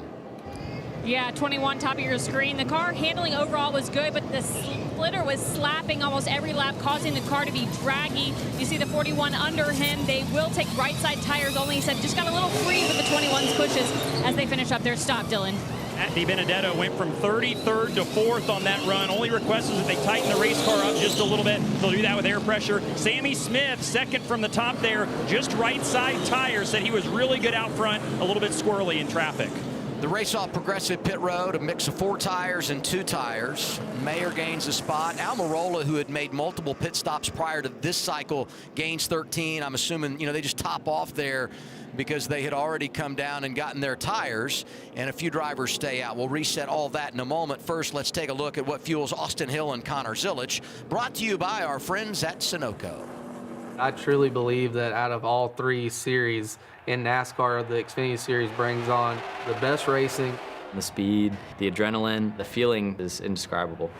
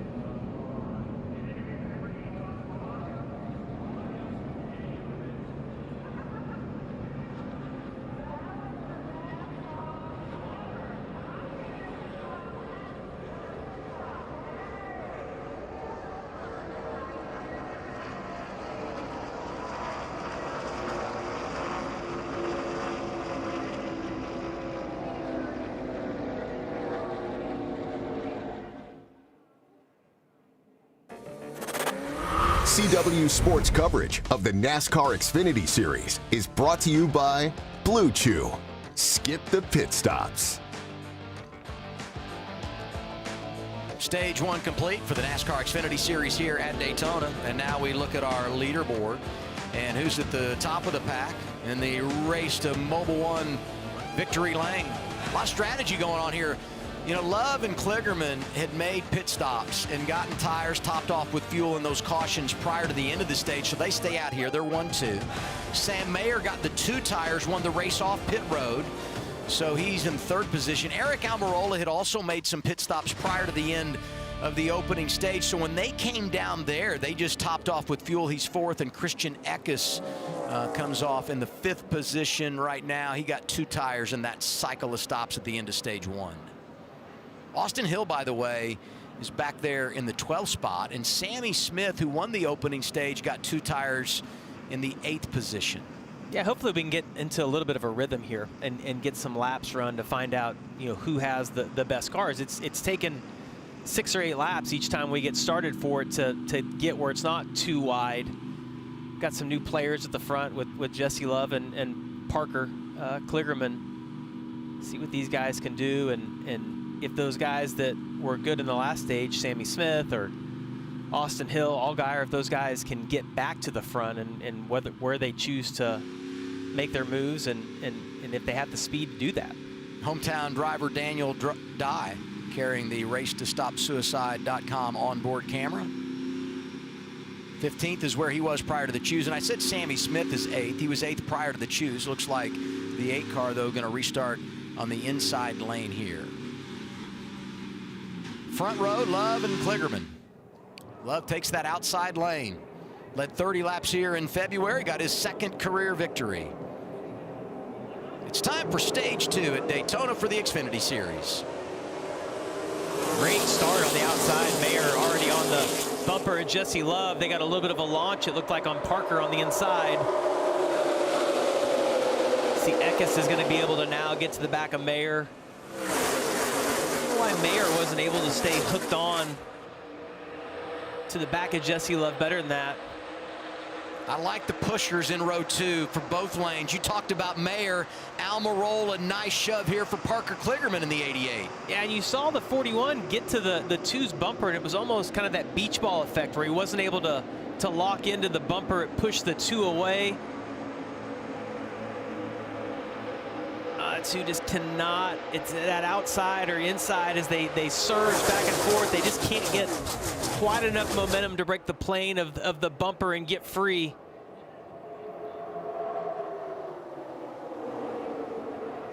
Let's listen to Josh Williams on the spotter stand for the 88 of Parker Kligerman.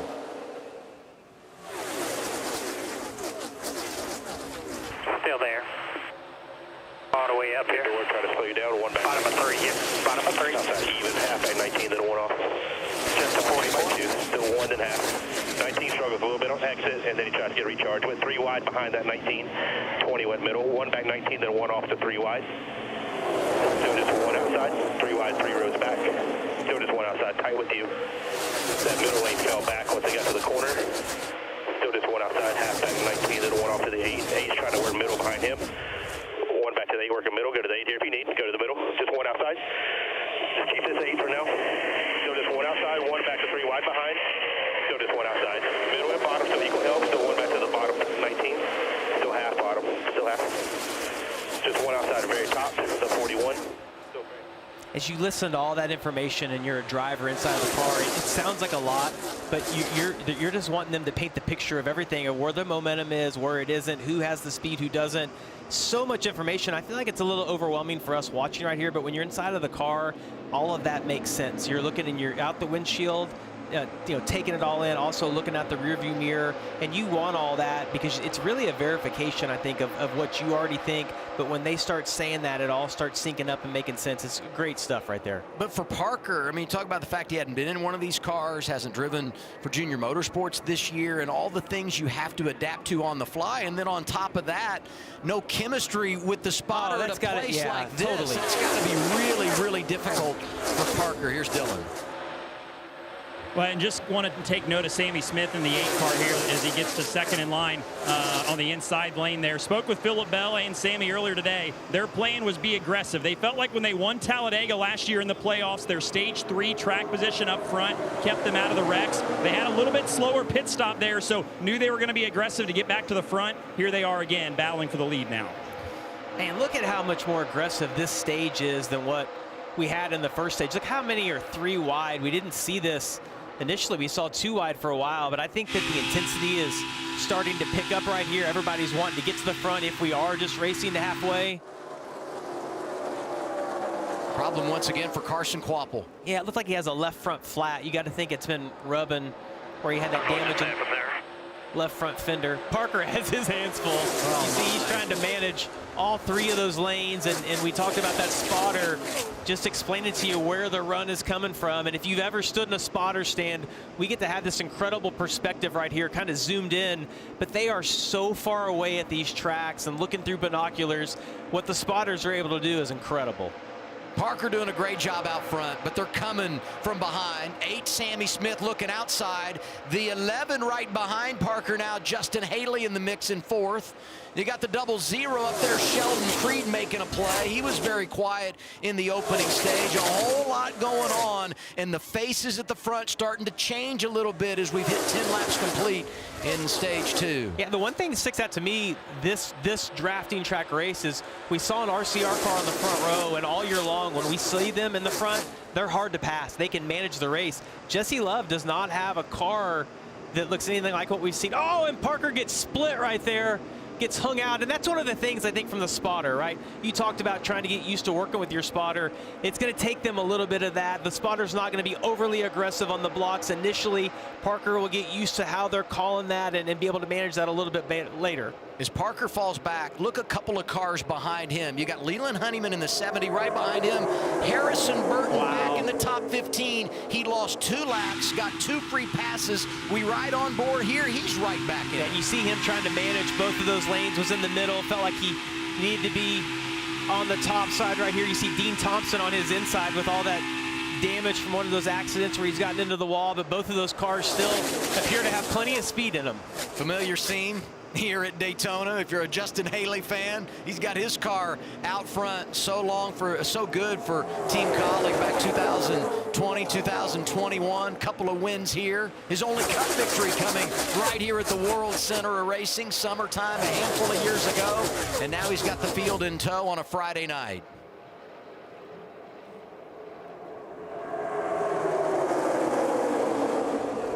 Good racing, middle portion of our second stage. Right now it's Justin Haley who leads at Daytona.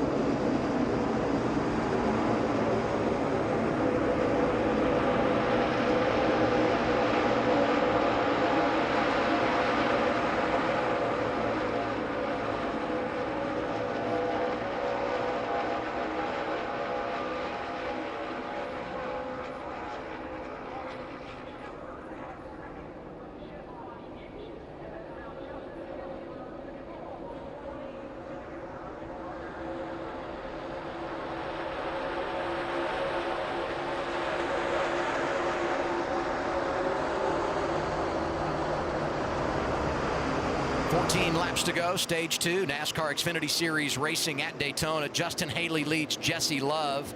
Jeb Burton right there alongside Sammy Smith. Love drops down to block some progress from the 27. DiBenedetto's up there. Christian Eckes, Sheldon Creed. I don't even think Jesse Love wanted to go down there, and he moved down to block the run from the 27, and it's now put him beside Haley, going for the lead. What about the story of the 11? You know, they released Josh Williams. Carson Hocevar gets in at Iowa, finishes 6th. Michael McDowell was great in that race car at Watkins Glen before the wreck, inside of 10 laps to go. And tonight, Justin Haley has looked outstanding. I talked prior to the break about how good he's been here at Daytona in general in the draft. When you talk about the Xfinity Series in his days at Colic full-time, but he's picking up where he left off here tonight. Yeah, this is awesome racing. You know, we think about coming to Daytona, what a spectacular track this is, and then as we were just watching the 2 and 3 wide, oh, look at that, Haley get loose. As we watch the 2 and 3 wide racing, it's just so much fun. These guys not single file. It feels like they all think rain could be on the way as you watch how aggressive everybody's getting right here. Sheldon Creed going to the outside, sticks Sammy Smith in the middle. And look who's pushing him, Matt DiBenedetto. 99's been outstanding tonight. So good earlier this season, finishing top 5 at Talladega. He pushes Creed up there. Love controlling this thing now.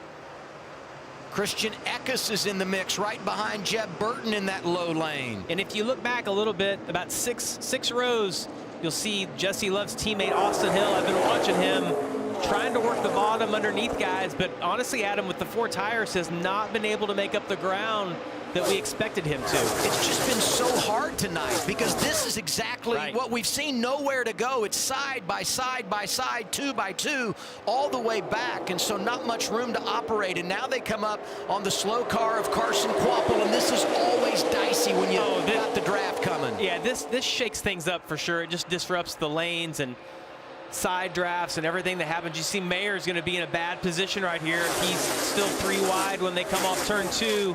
See if he can get down below Carson as he tries to get in the draft. No, he's going to have to check up right here. Well, look at Sammy Smith flirting with that double yellow line. Well, and that was one thing I was going to point out when we talked about Austin Hill not being able to make progress as they're 4 wide going to turn 3. Sammy Smith was right in front of him, and I in my mind, I'm watching this, and I'm like, well, Austin Hill has someone to follow now up through here. It just seems to me that 8 car has been really, really, really good tonight, Adam. And you wonder about the impact of the 4-5 tires versus 2 as you go throughout the run, because Mayer has drifted back. He took the 2 tires, 10 laps to go. In our second stage, we've crossed the halfway point in this race, and it has been absolutely intense. Yeah, you see Harrison Burton, we talked about the issues he had early on the outside of Sam Mayer. It just seems like he wants to be in that top lane. Look at the 8 car. The 8 car and the 21 right here. We talked about them a few laps ago. And Sammy Smith going to the inside. That 8 car is really fast tonight. Spectacular speed. He's done a really good job of manipulating the lanes and being aggressive. And when you have a fast car, you can be more aggressive because you can make those moves and able to clear guys. We're going to see what he can do here, though. He's going to be stuck on the bottom. As you see, they all slowly, top 5 migrated to the top. That's where the momentum is, but it's such a shorter distance around the bottom when they get to the corners. See if he can make up any ground here, maybe get some help. I think that's Eckes maybe behind him, starting to close in. But I would say this goes back to what we talked about earlier. Get out of line, see what you got, experiment, so you know what that situation might pay for you later in the race. Austin Hill getting out of line, chasing his teammate down to the low lane. And look at the 42, Anthony Alfredo in the conversation. He always gets there, and now he's racing for second on track. I love the move by Hill, though. He was able to clear him going on the backstretch and then slide back up because you need to be in that top lane. That's where the momentum is as they get single filed out. We'll see what kind of a run Creed's going to give Austin Hill a push here down into turn 1 as you see Jesse Love's trying to manipulate both lanes. He's got one of the best, though, right behind him. Is Austin's going to try to get a run, see if he can let him go a little bit here on the exit of the corner. And then you see, gets that little bit of a run down the straightaway. Not going to have it right here into 3, though. RCR teammates combined to lead 86 laps here in February. Austin Hill won both stages. Jesse Love won the race. They're 1-2 tonight. And their old buddy, the old driver of the 2 car, Sheldon Creed, is there in the 00, now driving for Haas Factory in the Outlier. And the upset bid coming for Young's Motorsports, Anthony Alfredo in the 42. And here we are, 7 to go, second stage. One thing I want you to watch the 21 car. He is intentionally letting the 2 get out just a little bit and back it up to the 00. See, he's gonna get tight right here, but as they exit this corner, well, I want you to watch. He's gonna let the 2 get out just a little bit and hope he can get a little bit of a push from that 0 to generate the run that he needs down the backstretch. Watch the run they're gonna have now. You see Sheldon Creed gets to his back bumper. Does he get enough speed here to make the pass? He doesn't feel like it, so he stays in line. So he's gonna do this lap after lap and see if he can make the timing of that run happen when he needs to. The patience, though, he has right there to stay in line behind Jesse Love and not take the chance keeps him in a position to be able to win the stage. I wonder if it's harder to make those moves and manipulate your teammate because of the knowledge he has of your tendencies, because he's been there with you so many times. Absolutely. Jesse Love's looking in his mirror, and the spotters, they're telling him what's happened, but it's hard to manage that when you're out front. And the fact that I think that Hill's backing them up, you see it's put Allgaier in a position to get down to the bottom. But I just don't think you're going to be able to make those moves that Justin has right now, because there's not a lane to slide up and get back in the draft. Look at the speed that those guys have. Dean Thompson, Hill decides to go ahead and take that pass, maybe because Allgaier's down there. I don't know. We'll see if he's able to clear Jesse. I don't think he's going to be able to. And again, I don't know that Hill wanted to pull out of line right there. I think they're getting shoved so much, he almost had to pull out. We know he's got a fast car, though. Jesse Love doing a great job. You see him looking in his rearview mirror the entire time because his spotter's telling him what's happening back there, and he's just watching so he can kind of listen to the spotter and put his car where he needs to go. Bottom here. Coming back up 4. Now top down, just a little run. Still about 1.5. All even lines back there. Or 1 to the top, 2 to the bottom. Bottom's got no run yet. You will on entry right here. Come down and drag it. Yep. Awesome. Keep him on the bottom until last second. We'll come back up. So we'll do is help off of him. Now he's coming back. Back down to the bottom. 4. When we need to, not yet though. Brandon Benesh on the spotter stand for Jesse Love. Top starting to get broken apart. It's so good as we're watching out the back of Jesse's car and watching his eyes look in the rearview mirror. Spotter giving such good information, and those runs weren't coming fast, so it's a little bit easier to manage those. The spotter, you could tell, was pretty calm. Everything that was happening there, it's when somebody gets laid back. Ooh, Allgaier gets loose right there on the inside.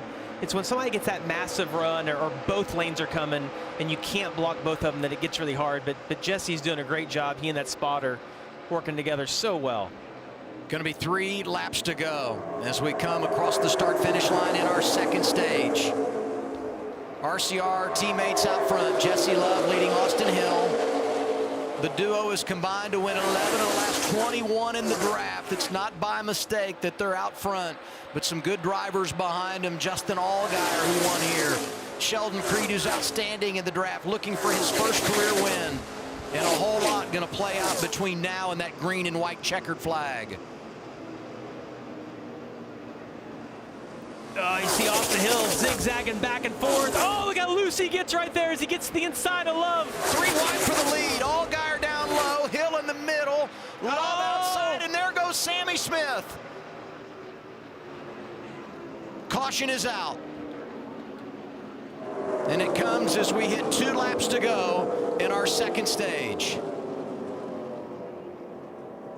Well, that got exciting. Wow. Wow, fast. Saw Love and his teammate Austin Hill racing for the lead, and you know you can only block so many times, and at that point of the track, when you're trying to defend the car and you yank on the wheel, you can't because it gets out of control, loose. Hill had crazy save right there. William Sawalich making a pit stop. This is going to end our second stage.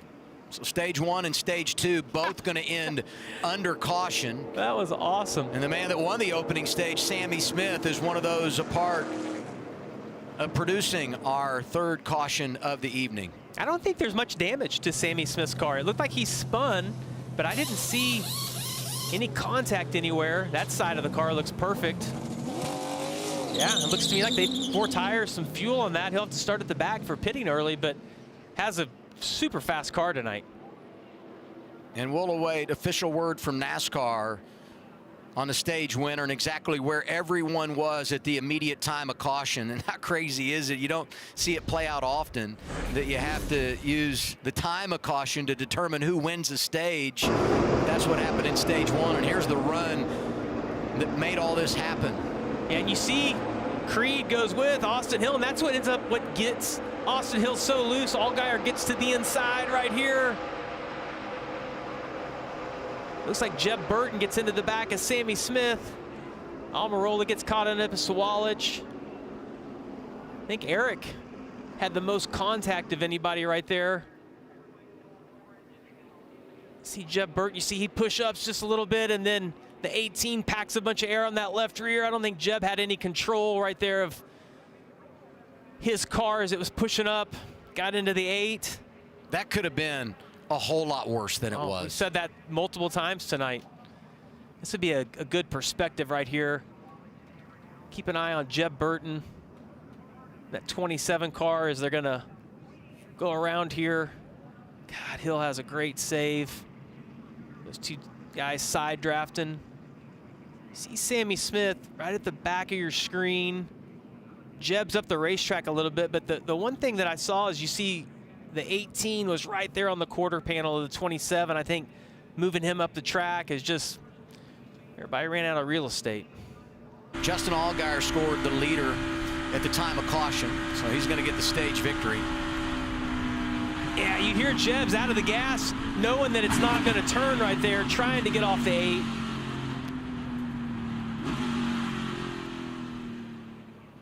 And there you see it, time of caution, and where Allgaier was. Look at that. In front of Love. And then, I mean, it's hard to tell from this perspective, but 3 wide for third. You got Eckes down low, Hill in the middle, and then Sheldon Creed out there by the wall.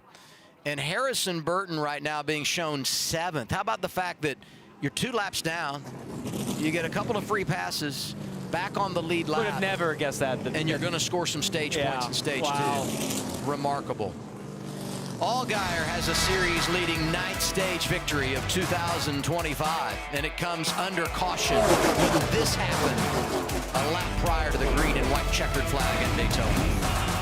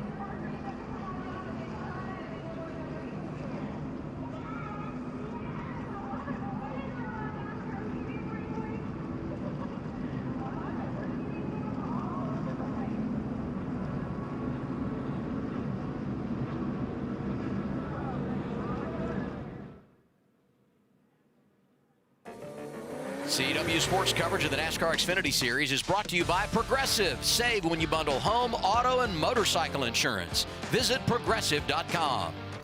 Toyota, let's go places.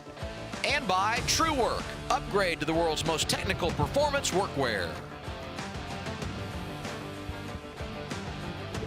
2 stages down on a Friday night for the NASCAR Xfinity Series at Daytona. Great to have you with us here on CW with Jamie McMurray. I'm Adam Alexander. Carla Metz hanging in the studio. Dylan Welch, Kim Kuhn doing an outstanding job on pit road. And now we get our golden moment brought to you by Golden Corral. Couple laps to go, stage 2. Boy, aggression is the word out front. Austin Hill had an unbelievable save. And behind him, maybe a little bit of residual impact of everyone checking up, trying to find their way. And Sammy Smith gets hit by Jeb Burton and slides down. JGR took it in the nose on this. Their Toyotas got damaged. And here we ride on board with Daniel Dye. And I'm guessing the radio was saying, check up, check up, check up. Yeah, he's like, I can't see anything. Great job right there, missing all that. Once that smoke pops up, you can't see anything, and you are somewhat dependent on the spotter and luck altogether. Good thing for Jeb Burton, a couple of stage points in stage 1 since things got away from him there at the end of stage number 2. Let's go over to the studio and Carla. Yeah, Justin Allgaier and the 7 team, of course, kind of hit a little bit of a slump this summer if you look at the results, but you wouldn't know that if you actually talked to Allgaier. He said the goal does not change, even though we've had an 18.4 average finish since our last win in Nashville. He said even though the stats don't show it, we've got the team, we've got the equipment, we just have to do a better job executing and staying out of each other's mess. So obviously they did that in stage 2, winning the stage, and now they're at the top of the playoff standings with that stage win, those extra points in the regular season championship. They've got that right now, Adam. Yeah, you look at the advantage here. 24 points for Allgaier after the stage win. Came in 7 points behind Connor Zilic. And by the way, Parker Kligerman in that 88 now, led some laps there, finds himself 12th as we anticipate some pit stops here. And now you just turn him loose, right? I mean, Kligerman's done a good job of keeping this thing in order, but now you go get it, try to get a solid finish for this 88 team and keep them in a really good position within striking distance when it comes to trying to win that regular season championship. Progressive Pit Road is open and plenty of action. Here they are, Kim. That's right. Austin Hill in that 21 looking for his 10th drafting win. Said, when I pull out of line, I stall a little, kind of like there's a big buffer of air, but overall his biggest complaint, too tight corner exit right below him. Sheldon Creed, he said the balance was good, especially on the long run. He said, I'm going to try and give you as most grip as possible. That means 4 tires from crew chief Jonathan Toney. Dylan. Jesse Love was pretty happy with his balance. Said it was lacking a little bit of overall grip and maybe a touch free, but overall pretty pleased. Danny Stockman said we'll leave it alone and put 4 tires on it. Justin Allgaier, their plan was to make a chassis adjustment just to stay ahead of the racetrack, but Allgaier's been really happy with the balance on the 7 car. Race off Progressive Pit Road. Austin Hill did the 4 tires earlier, goes 2 tires here, plus 3. He wins the race off. Sieg, Thompson, Love, and Creed out behind him. Final stage coming up.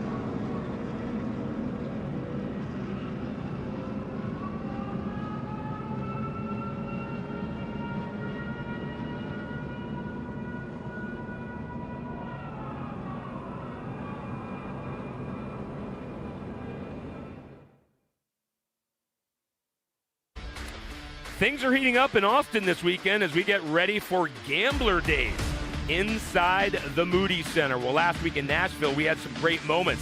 The Texas team, the Rattlers, was hot indeed for only the 8th time in league history.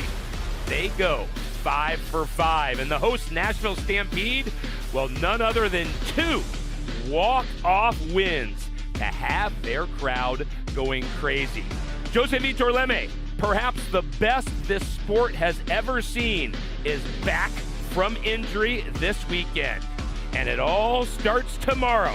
Join us, 8 p.m. Eastern, 7 p.m. Central, right here on the CW. A couple of weather delays, so we're racing late into the night on a Friday from Daytona. NASCAR Xfinity Series Stage 2 is complete, and we look at our leaderboard in the race for Mobil 1 Victory Lane tonight. Austin Hill got that 2-tire stop after taking 4 earlier. He comes off first. Ryan Sieg, same strategy as third. Dean Thompson doing a nice job tonight. Sammy Smith, I believe, going to cycle back a little bit after the spin, so we'll continue to reset and update things as we look at where everybody is on that leaderboard. Here's Dylan Welch. And let's give you a Toyota driver update on Dean Thompson, who is having another great race at Daytona. Finished 8th here in February. That was their highest points day of the year. This is the same car they raced in the spring. A little beaten and battered, but just some cosmetic damage, and they have been fast. Biggest difference that crew chief Chris Bowen expected would be the case tonight. He stressed to his driver early in the year as a rookie, respect others around you, earn their respect, take care of your equipment. Said we kind of got taken advantage of earlier in the year because of that, but now it's time we start being more aggressive. We've earned everybody's respect, and they're showing it tonight. Been a really, really good night for the 26 car. Just going to try to finish it off now.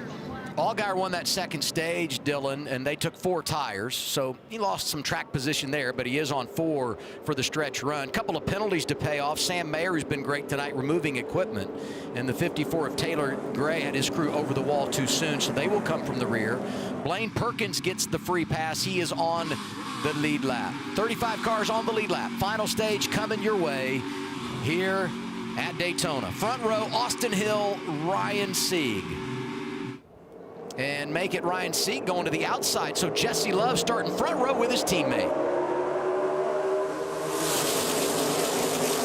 It's an interesting choice for Sieg to not want to be on the front row.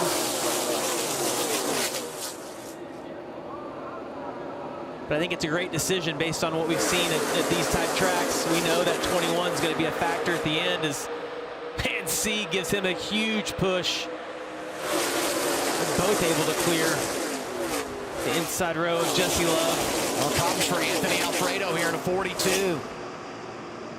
See where he is, how much momentum he has, and if he can get out of harm's way before we would see a caution. You see Austin Hill move down to get in front of Jesse Love. I think he knows that 2 cars, one that he's going to have to race for the win tonight. Alfredo's down in, where's he at on the track? Turn 1. And there's the caution. I was worried when we had the vantage point of him pulling away if he was going to have enough momentum to get somewhere, to get off track and out of the way, and obviously he could not. So we get another caution here. I would have got out of the way if I could, but I think he pulled down there thinking he could get out of the way, and maybe there wasn't a gate open, as you heard him saying he was trying to get out of the way. Yeah, he said he shut off coming to green, did the 42 of Alfredo. Pit stop for Sam Mayer here. They had the penalty when they made their pit stop at the end of stage 2. 4th caution of the night comes out early in this final stage. Hill, Love, Creed, Sieg, Kligerman, the top 5.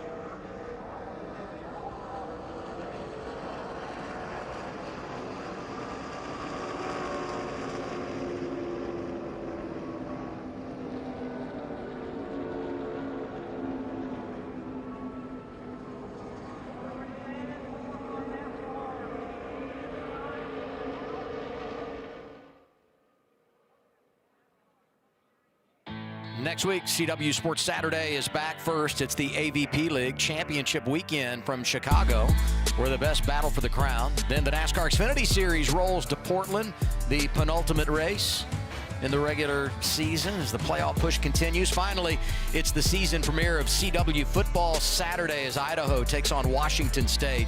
Don't miss a second of the action. CW Sports Saturday next week. It all starts 4 p.m. Eastern, 1 p.m. Pacific, only on the CW. Did you feel compelled to say penultimate versus just next to last? I don't have a big vocabulary, Wow. so when I can slide them in, I do. That was good. And I appreciate you acknowledging it. It's time for the race break, brought to you by Safe Light. The Autoglass experts, the focus has to be this 88 team. What a day, yeah, for the 88. We know Connor started the race, that first caution. You see him hopping out of the car. Parker Kligerman jumping in. It's got to be frustrating for Connor to see his car out there, but they used a little bit of strategy. Actually, Parker was able to lead some laps early on, got hung out in the middle. Still, though, in contention here, Adam. Not out of it by any means. And now we watch the choose. Restart going to come inside of 30 laps to go. I always love this when teammates are up there and how do they work together. 1-2, Hill and Love prior to the choose.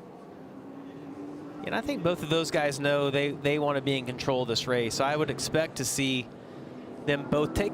Well, there you go. That's why I shouldn't have talked so quick. You see Jesse Love decides to take the outside. Let's hear what he had to say. All right, just tell it 21 that I promise you I'm going to play ball until the end. Get the lane going on the top. Let's string the top around and take a deep breath. Deal. RCR cars going outside lane. Here's Kim. Anthony Alfredo causing that caution. He said it kind of just shut off coming to green. It was like almost something came unplugged, said it was no power going to the dash. They are changing the battery. That caution, though, very fortuitous for Sam Mayer. We saw him on pit road. I want you to look at his tire. This is the left rear. A puncture that tire caused the tire failure. Again, a timely caution helped him out. He was able to come down and change tires, avoiding disaster under green, Dylan. Well, hey, Justin Allgaier is going to restart 7th here and is going to have an opportunity to work with his new teammate for the night. This was his questions and conversation on the radio. What is the balance on this 88 here? I know he fell back, but has he gotten comfortable? Where's he at? Is he a good dancing partner? What's he got? He's been reporting that he's tight. Let me check in further. So he is observant that the 88 car has been fast, but just wants to know what kind of speed he's got. By the way, these two have been teammates before, like 15 years ago, way back at Team Penske. So a lot older now, a lot more experience, but these two have worked together in the past. Yeah, so just real quick, the reason he's asking is Parker comfortable is because he doesn't want to push him if Parker's too loose or is not comfortable inside the car. So just trying to get a little bit of information, knowing how aggressive he can be with trying to shove Parker up through here. William Sawalich got the free pass. He's back on the lead lap. 35 cars on the lead lap as we get the restart here. 29 laps to go. What about RCR wanting to play team cars here? We'll see. I would have bet against that. Yeah, we'll see how this works. Long way to go. Both have won. Both will be in the playoffs. That guy down low, Sheldon Creed, has never won. He's looking for the first victory of his career. Same for the guy right behind him, Ryan Sieg. Fords working together in the low lane.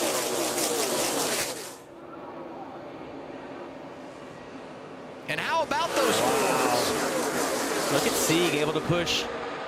Oh, and look at Parker being able to push Sieg as well. It's almost like the two RCR Chevys had a hard time getting connected. Hill was dancing a little bit after the push. Oh, look at Parker on the inside. It's going to be a huge push going all the way down the backstretch. Now make sure you disconnect those bumpers. You can't lock bumpers here. And once you get past the middle of the back straightaway, NASCAR will start taking a peek. Sieg to the race lead with an assist from Parker Kligerman. Wow, that is not how we thought the restart was going to go. It looked like the RCR cars were in the right position. Creed, though, has slid up now in front of Austin Hill. See if Parker can get to the back of Ryan Sieg here. Give him another big shove down the backstretch. They both need to be able to be clear. I go back to what Connor Zilic said about Parker taking over his ride. He said, I've got 11 consecutive top fives. I want the Don't break my streak to continue, and here he is in position to keep it going. Trouble back in the pack. 32, Raja Caruth out of line. And we stay green for now. It's very similar to what we saw with Harrison Burton earlier, and we didn't get a caution. We stay green right now. We'll see if Raja can get it going again. Even with the flat tires that Harrison had, they did not throw a caution for him earlier. He's got it rolling here. He'll be on the apron, be out of harm's way. I think we're going to stay green. Raja just outside the top 15 when he went for a ride. And these Fords continue to duel at the front. Sheldon Creed, 00 outside, 39 inside Ryan Sieg, drivers that have never won.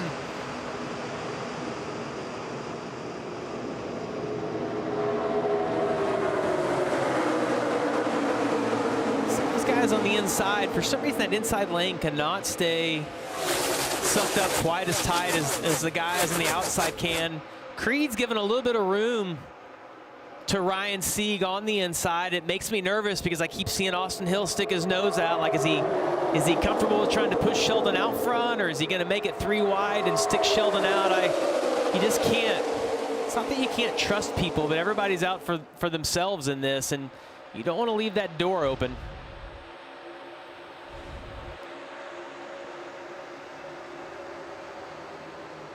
Ooh, it looks like did Matt DiBenedetto get him right there? Couldn't tell if that was contact directly from the back or if he had misjudged it again. Let's see if we can get another look at it here. Yeah, it looked like Raja maybe moved up and wasn't clear, and Matt was there, but boy, again, third time tonight, we could have had a massive wreck right there, and just a single car incident, didn't even bring a caution out. It's some of the drivers in the top 10 right now. Daniel Dye is up there. Josh Williams driving the 45 for Alpha Prime is in the top 10. Talked about Dean Thompson in their night. Eckes looking for his first win. Matt DiBenedetto hanging around. Jeb Burton not too far back.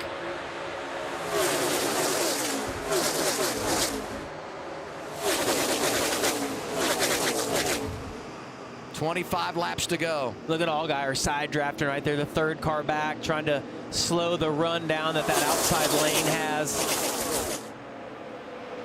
See him trying to get 3 wide in the back.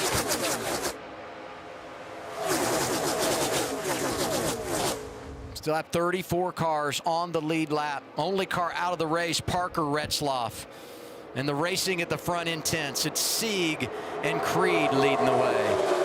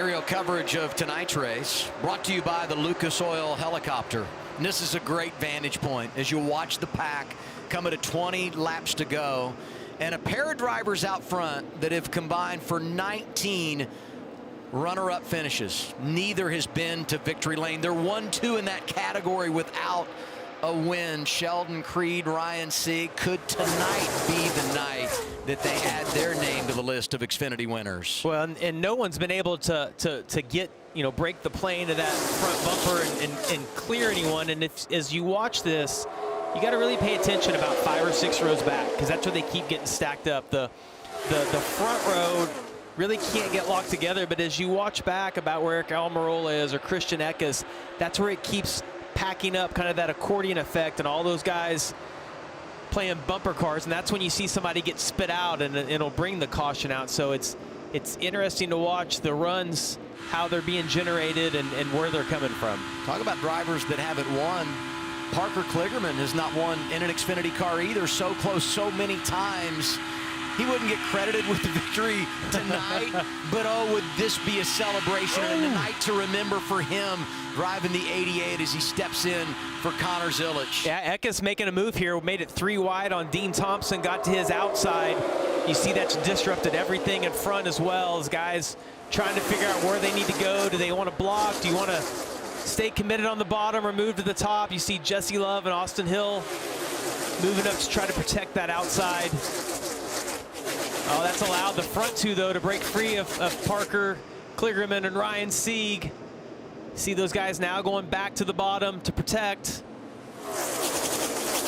It's like things are orderly, nice and tidy, and then one move. Well, and it can be in the back that changes the, just changes the air and the power of those behind them, and then everything seems to break loose a little bit in the draft.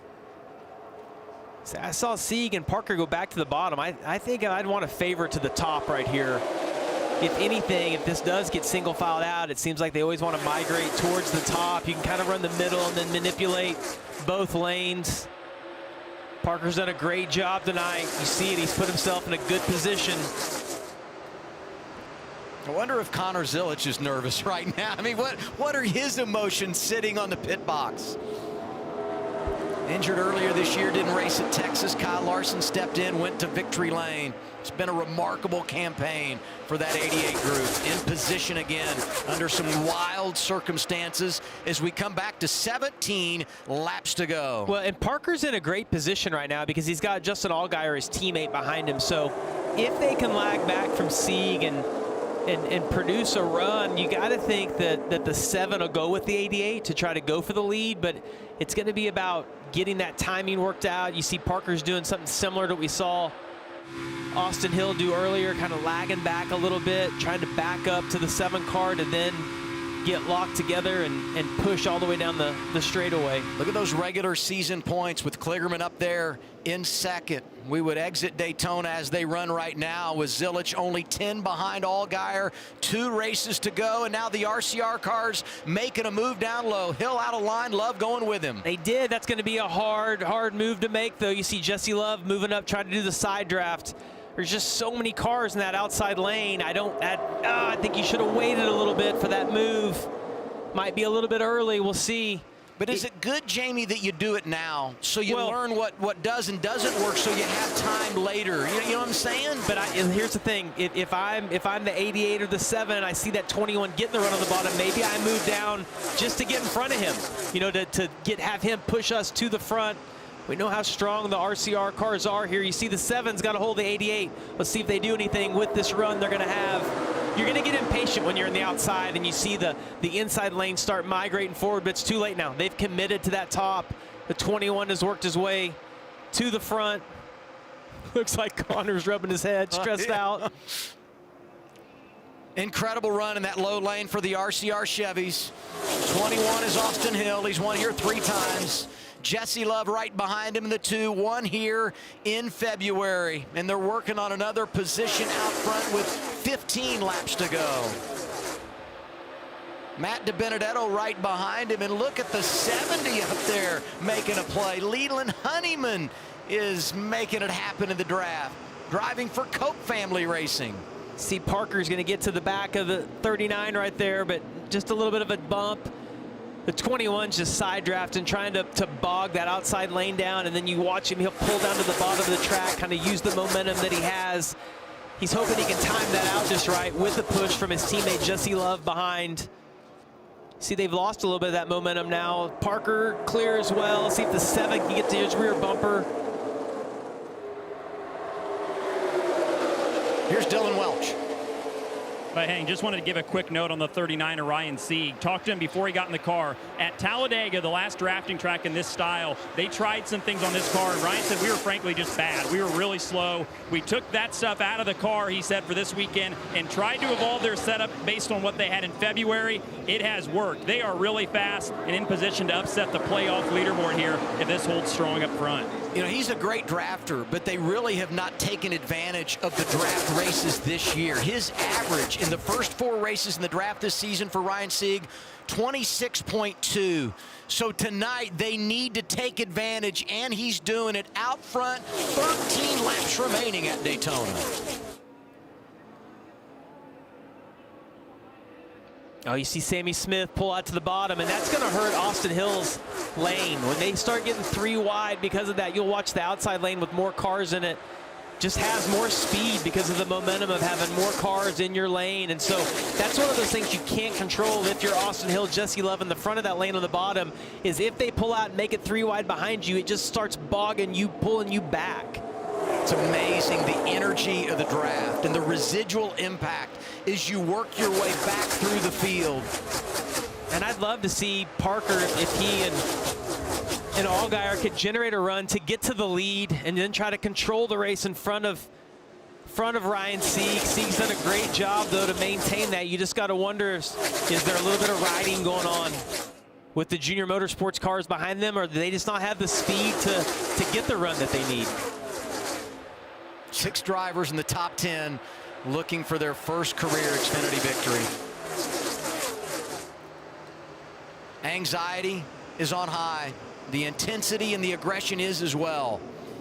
And probably a couple of more rungs on the ladder before it's over when you talk about the level of aggression. And honestly, you don't see as much pushing as what you know I thought we'd see as this got down to the end. I mean, we're down to trouble on track. 5th caution of the night. Taylor Gray involved. 51 is Jeremy Clements. Won this race 3 years ago. Not going to get it done here tonight. It's big contact for Jeremy Clements right there. Cesar Baccarella. Yeah, he's been in the grass in the 5.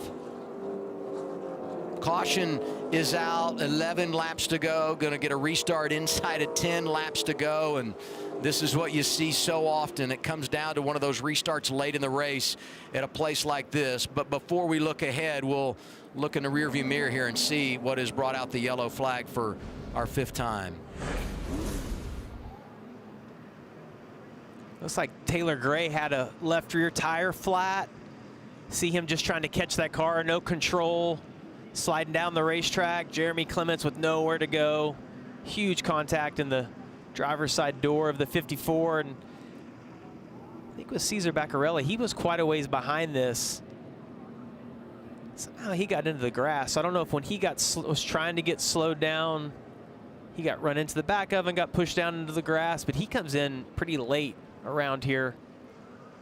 Josh Bilicki also goes around.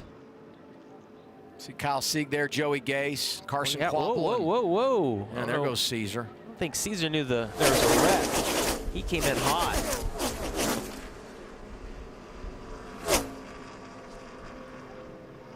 See how damaged that 54 car is, but you know, Taylor, despite the problems he had earlier in the race, was still being scored just outside the top 15. Yeah, it's unfortunate. He's had an eventful night, but was still in a decent position.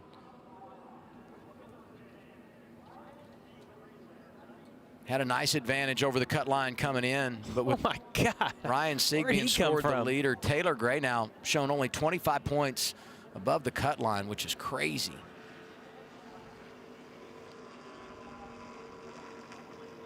It's big contact in that driver's side door.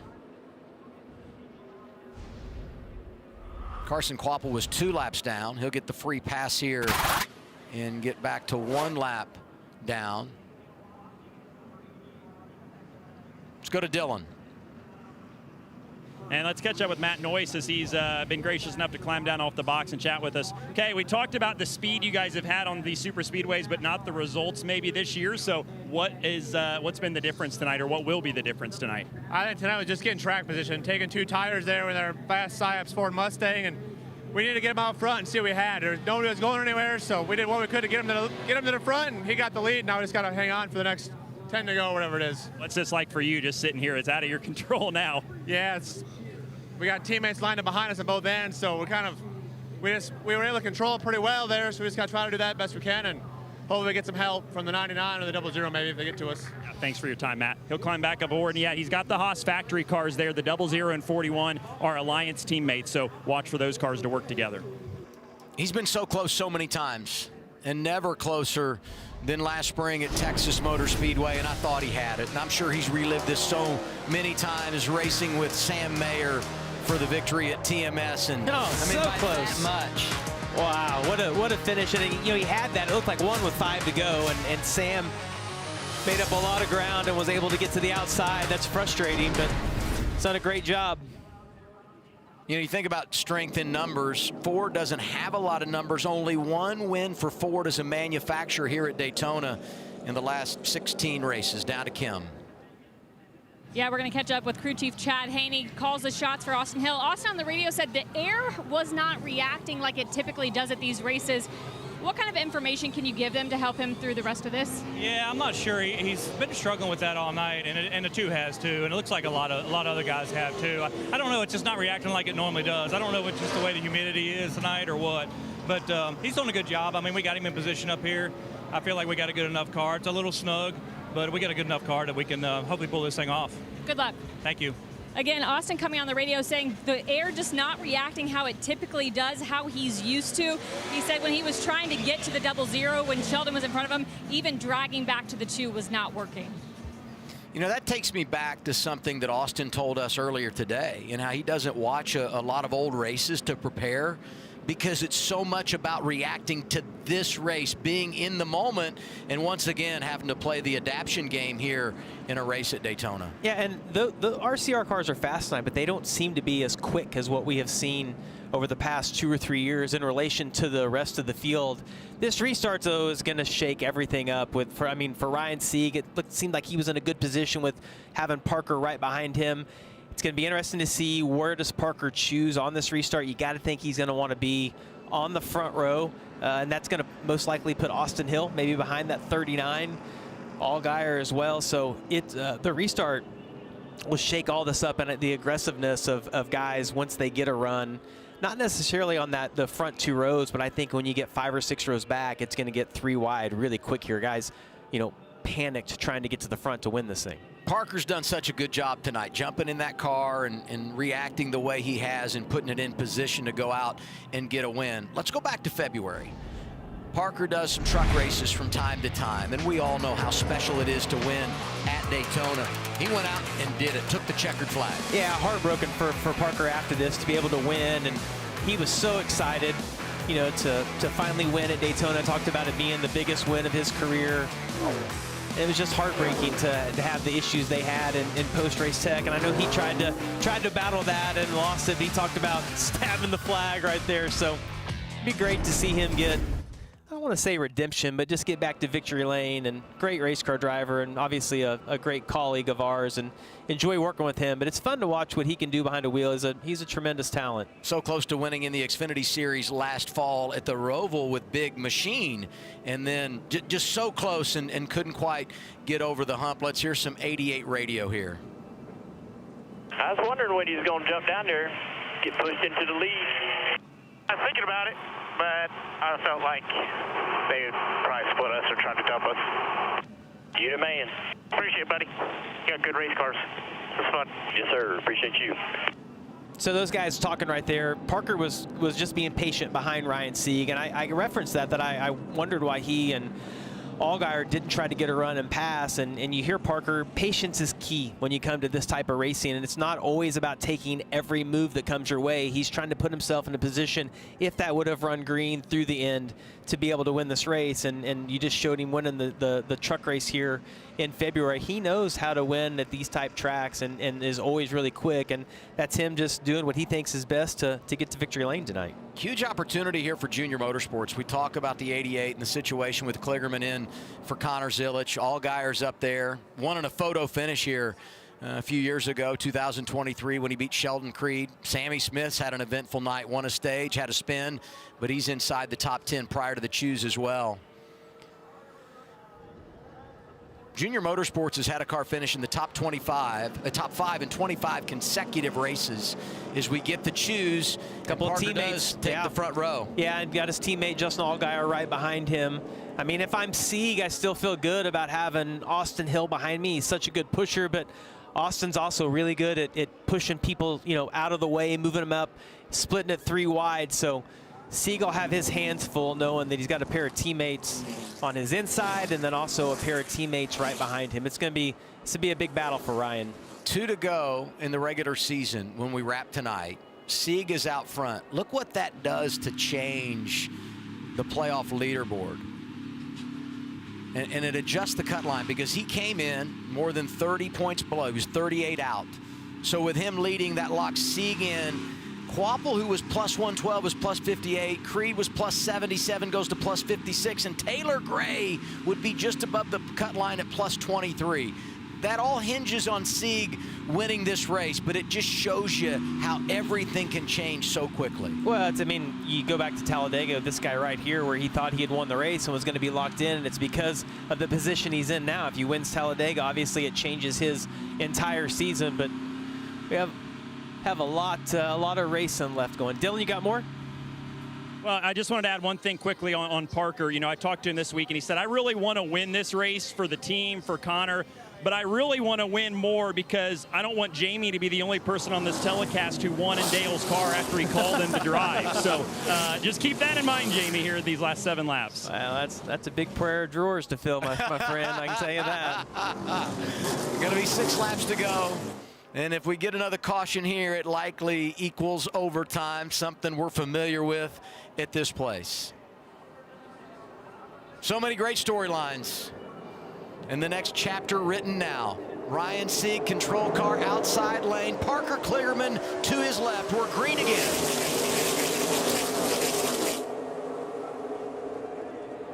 Allgaier is all over the back of Parker, but Austin Hill on the back of Sieg. You're going to see a little bit of tandem side drafting going on right here. It might ultimately be about the 3rd guy and when he can get connected. It looks like the 2 is going to get there a little bit before Sheldon Creed on the bottom. In previous restarts, it's taken us 3 or 4 laps to really get the momentum built up and get everything wound out in the draft. Not much time left here, and still pushing and shoving out front. Look at that low lane. Allgaier pushing the 88 Parker Kligerman. But they've broken contact. They're not bumper to bumper anymore. See if Sieg tries to get the lead right here. Does he stay behind Parker? The 21's going to go for it. Austin Hill out of line, drives to the inside of Sieg. Kligerman out front.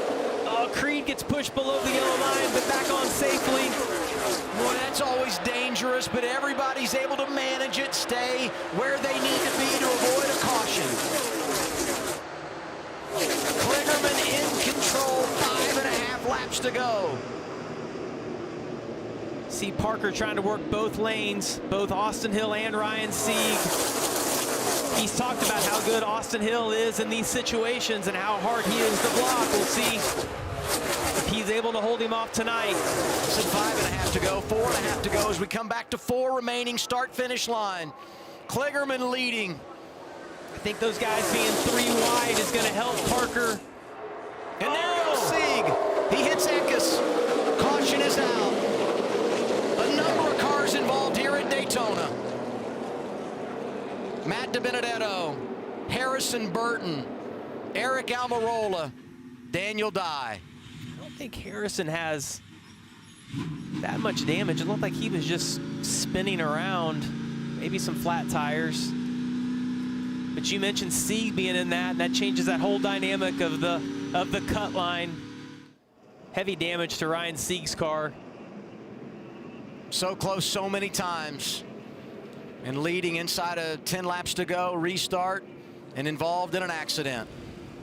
Matt DiBenedetto started deep in the field, drove it into the top 10, competitive all night long, but he too sits idle.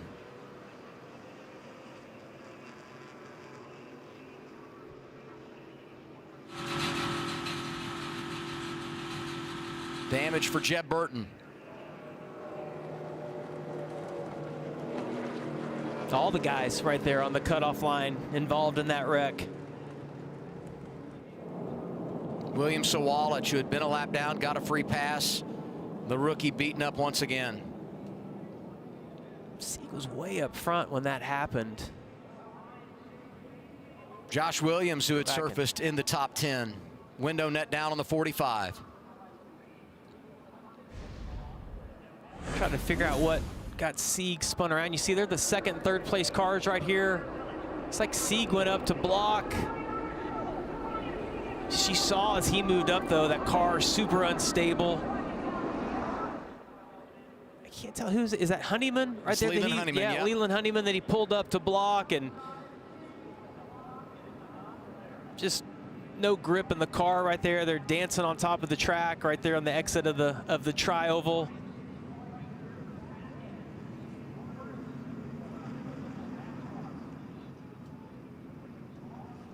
You could see that car even as he moved up the back, just not stable at all.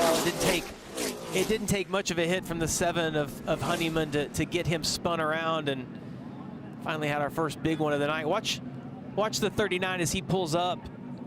You can't see it as good from that angle, but that car was just super light in the back.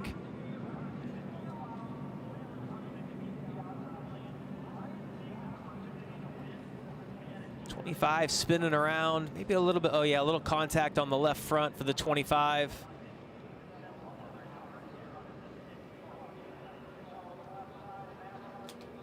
Well, I mean, just slight contact right there. Sieg went around. Man. Carson Kvapil gets the free pass.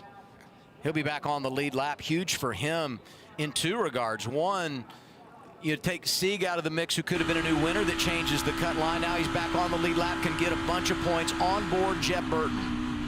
Oh, just no time to react for Jeb. You saw when Sieg came down across the track, it was almost blinded by the car that was in front of Jeb. This is with Daniel Dye, right behind Josh Williams. He had that huge contact with the right rear of Sieg's car. It sent it up into the air. Just happens so often. When you get a late restart, you're bunched together, aggression level is high, and you just see the opportunities right in front of you. Yeah, and when these wrecks happen, you see the smoke, you get on the brakes, they don't really slow down, and as soon as someone hits, if it punks, gets the radiator and there's fluids on the track, it just feels like you're on ice. You have no control. I mean, these are those moments when you talk about you got to get lucky. You got to get lucky to miss wrecks like this if you're involved in that. There's sometimes that you close your eyes and you come out on the other side, and other times you feel like you've done everything you can and you still make contact. Boy, a lot of cars torn up in that one. Ryan Ellis, 71. This is why the average finish for drivers, when you look at tracks in the draft, it is such a big number, because you can have success, but as you said, just wrong place, wrong time, it takes you out of the equation.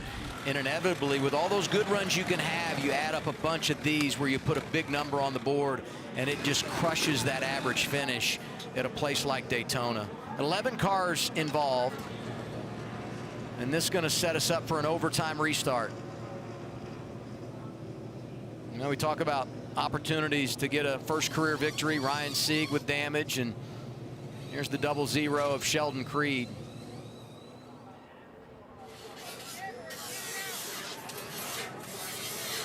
These guys just trying to get repaired, to get back out. And you mentioned 11 cars being involved. If 5 or 6 of those go behind the wall and can't get back out, that's a lot of points for the 39 car to gain, knowing they're in this incredibly tight battle, especially since Jeb Burton, you see right there, Harrison Burton, all the drivers, they're fighting for that last playoff spot were involved in the wreck as well.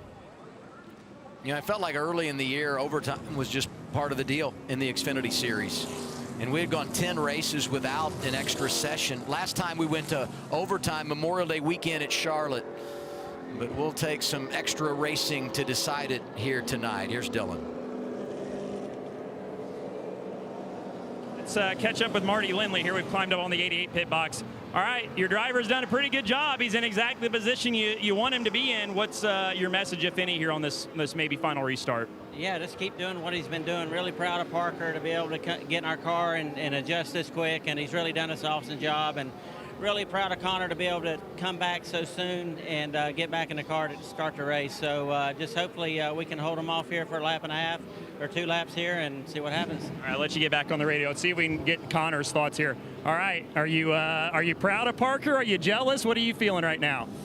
Nervous, first of all. I didn't expect to be this nervous watching him, but he's done a great job and has our WeatherTech Chevrolet and a chance to win the race. And clearly it's his fastest Xfinity Mobile, and I wish I was behind the wheel, but instead I'm sitting here. All right, well, he's watching and cheering him on. The 88 car fast once again and up at the front of the field. I like the position that Parker's in right now, Adam, and I say that because obviously Austin Hill right behind him, I would think is going to choose beside him when we get to the choose to be on the front row. And that most likely will put his teammate Allgaier right behind him. It's been a great pusher, and it's going to put Leland Honeyman then behind the 21. Not to take anything away from Leland Honeyman, but I like having Allgaier being behind me to give me that push. And we've watched on these restarts, it's almost been side by side, but we have seen a couple of them that the two guys get locked together, that they're able to get away. And if Parker can get that, he's going to be in a really good position on a green-white checkered. Let's get some Austin Hill team radio. We're not getting any points, so we're just going out to hurt feelings. You can't win it if you don't try to start in the front row. So I say you go for it. Yeah, that's kind of what I think. I think it's just too late in the race to give it up. Yeah, I think they're talking about where they want to choose and what they want to do. And I mean, his best chance to win is to pick beside and hope that you get a better push, or hope that something goes wrong with the 88 and the 7 getting locked together. I mean, listen, this might not be our last green-white checkered. You get somebody else lined up behind you, or if you just get ahead and the caution comes out, then you might be in the right position. So a lot can happen over the next 5 minutes. Well, that's what I was going to say, is you process when to make the move. And we look at the overtime rules, 2-lap shootout.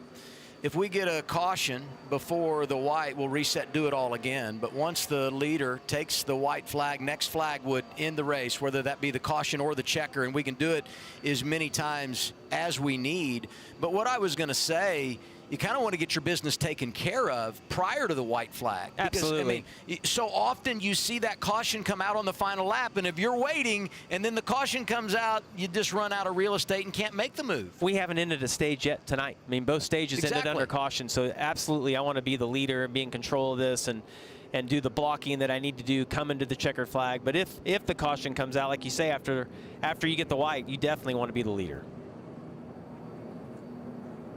Let's go back to Texas, and we've talked so much about Connor Zilisch and his season and the remarkable ride he's been on. Injured at Talladega, so he missed Texas. Enter Kyle Larson, and he goes out and takes care of business in the 88. And this team, just top to bottom, has been great. You know, Dylan was talking to Marty Lindley, and I'm not sure that we've given enough credit to him and the leadership that he has supplied this team. Not just providing that leadership for a rookie driver, you know, at 18, 19 years old, in the season he has had, but just hitting all the curveballs they've faced in 2025. They have had a lot thrown at them, and it's been as impressive it's been to watch Connor do what he has. I think Kyle Larson at Texas, you're like, well, it's Kyle Larson, right? You know he's going to run well in all the Xfinity races, but Junior Motorsports and that man right there have done an exceptional job, giving all those drivers really good cars, and you said it, Adam. I mean, it starts at the top, and you work your way down. Of course, he was not on the pit box at Pocono. Dale Jr. filling in when Lindley was suspended. Yet another adversity for this team. And, of course, we know what happened there. Dale Jr. helping to lead Connor Zilisch to victory. His first on an oval. We'll do the choose this time by. Yeah, it's going to be interesting. I assume Parker's going to take the top right here. We'll see, though. He does have that choice. You know, the 7 most likely will pick behind him. Parker takes the bottom. You know, I wonder here when you go bottom, Jamie, stick your hand out the window and kind of let the guy behind you know, where you can't really do that in the outside lane because you're showing your hand to everyone. I'm not sure where that fits into the thought process. Well, I know it has been a factor in the past. Yeah, and if you're in the outside, if you're in Austin Hill's position, Allgaier can see your hand out the window, and when you start to wave it on, and he can time it out as well as the guy that's directly behind you. I got to think it's a distance thing, maybe for Parker and Justin of where they're most comfortable. It's also when you're in the outside, if you see Sammy Smith lined up behind Leland Honeyman right there, if he makes it 3 wide, then you're host if you're in that outside lane. So it's a little easier to protect on the bottom. Parker's just got to get a good launch and hope that Justin can get connected to that bumper and give him a push till about halfway down the backstretch. Something else to think about here. Prior to the choose 10th is Nick Sanchez. They made a pit stop at lap 91 and got 4 tires. I know tires have not been a big thing tonight, but boy, he might be able to push the aggression level more than anyone because of the tire advantage that he will have on this restart. But not a lot of time to get his work done. Overtime, number 1, a 2-lap shootout. I know we talk about Allgaier being, Parker's teammate at Junior Motorsports, but they are racing for that regular season championship, and he's not just going to push him to a feel-good win. If he can get him pushed out to the front, Allgaier will do what he can to try to get beside the 88 and hopefully racing back to the start-finish line. And when Allgaier won here, it was in a photo finish. So he's been a part of these before, been on both sides of it actually here at Daytona in the summertime. Overtime sponsored by Credit One Bank. 10 wins for Richard Childress at this place. And his driver on the outside, Austin Hill, next to the control car, Parker Kligerman in the 88. It's like a pretty even start for both the inside and the outside. Oh, Honeyman tries to make it 3 wide. Not a good move right there. You got to get your speed built up before you move out. That's good for the guys on the inside, though. Allgaier pushes Kligerman out there. You don't want to get too far. Don't get too far out. Yeah. Parker's has to back it up just a little bit here. He's had to block both lanes if they have that run. So much to manage. Here comes Sammy Smith up the middle. Oh, that's going to help Parker, though, when they can get 3 wide. It's easier for him because they're all going to get bogged down. But we've seen that 8 car super fast at the start of this race. I think they're going to get the wide here at him. Coming back off of turn 4 through the tri-oval. Kligerman is leading. See Parker's having to work both lanes right here. There's the white flag. Next flag ends the race. Allgaier getting with it down low. Sammy Smith pushing Kligerman outside.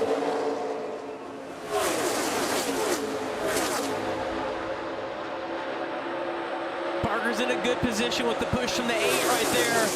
Long ways, though, back to the start-finish line. Look how far out he is.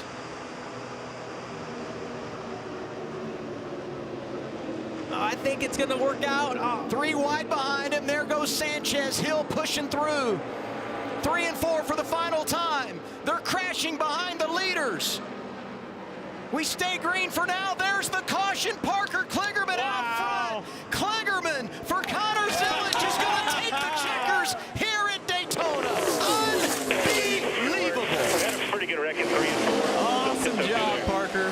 Thanks for showing up, pal. Somebody awesome. Oh, I can't wait to see this interview. We might even have Parker at a loss for words.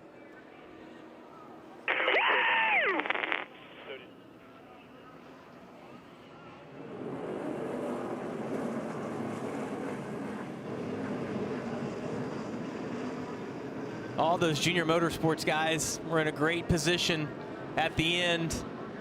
Parker did a really good job, though, of managing those lanes and putting himself in the right position, and what a win. Biggest win of his career. What a season for the 88 team. Remarkable. Junior Motorsports has won 9 of the last 11 this year. And how about this? Coming into tonight, JRM had won 8 races at Daytona with 8 different drivers. So tonight, it's you know, it's like 9 wins with 10 different drivers, right? I mean, just remarkable when you think about the way they managed this evening. Well, and it's, you know, we talked about all the different drivers that have won for Junior Motorsports this year. Parker wasn't even on our list, right? I mean, it wasn't even a car a week ago. Get his one shot here. We talked about how good he is at this style of racing, and that's so cool for that kid to be able to capitalize on it. Parker told Connor, I don't want the trophy. I just want the flag. Yeah, and he's going to go plant it on the infield. I can't wait to watch it. And redemption for him after the way things finished here with that truck race in February. I got to say, as we watch Connor on the right, that's hard. He watched Kyle Larson win at Texas. And I know he's going to say all the right things, but it's got to be so hard for him with the injury that he has to go out, and you're happy for your team, and I know he's happy for Parker, but it's hard as a driver to watch someone else get in your car and go out and win. Talk a lot about co-drivers at Daytona, but it's usually the 24 hours, not the Xfinity race in August. I'm glad Connor dressed up for the occasion tonight with the shorts.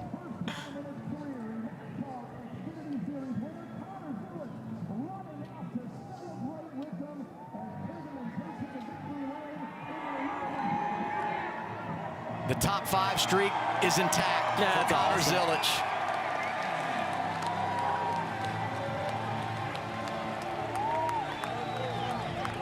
Great by Parker with a gentle hug, realizing that he's dealing with an injured driver there.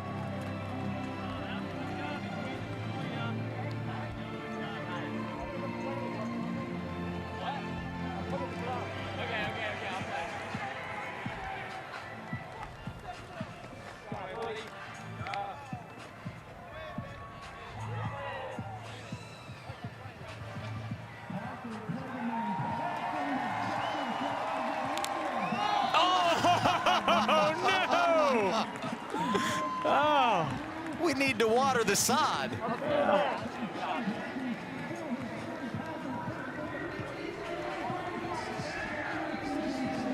I got money that Parker probably goes to Tech with that car tonight. What do you think? And make sure that everything is okay. The dynamic duo at Daytona, Connor Zilisch, Parker Kligerman, teaming up and getting the 88 to victory lane. And now our Mobil 1 winning moment.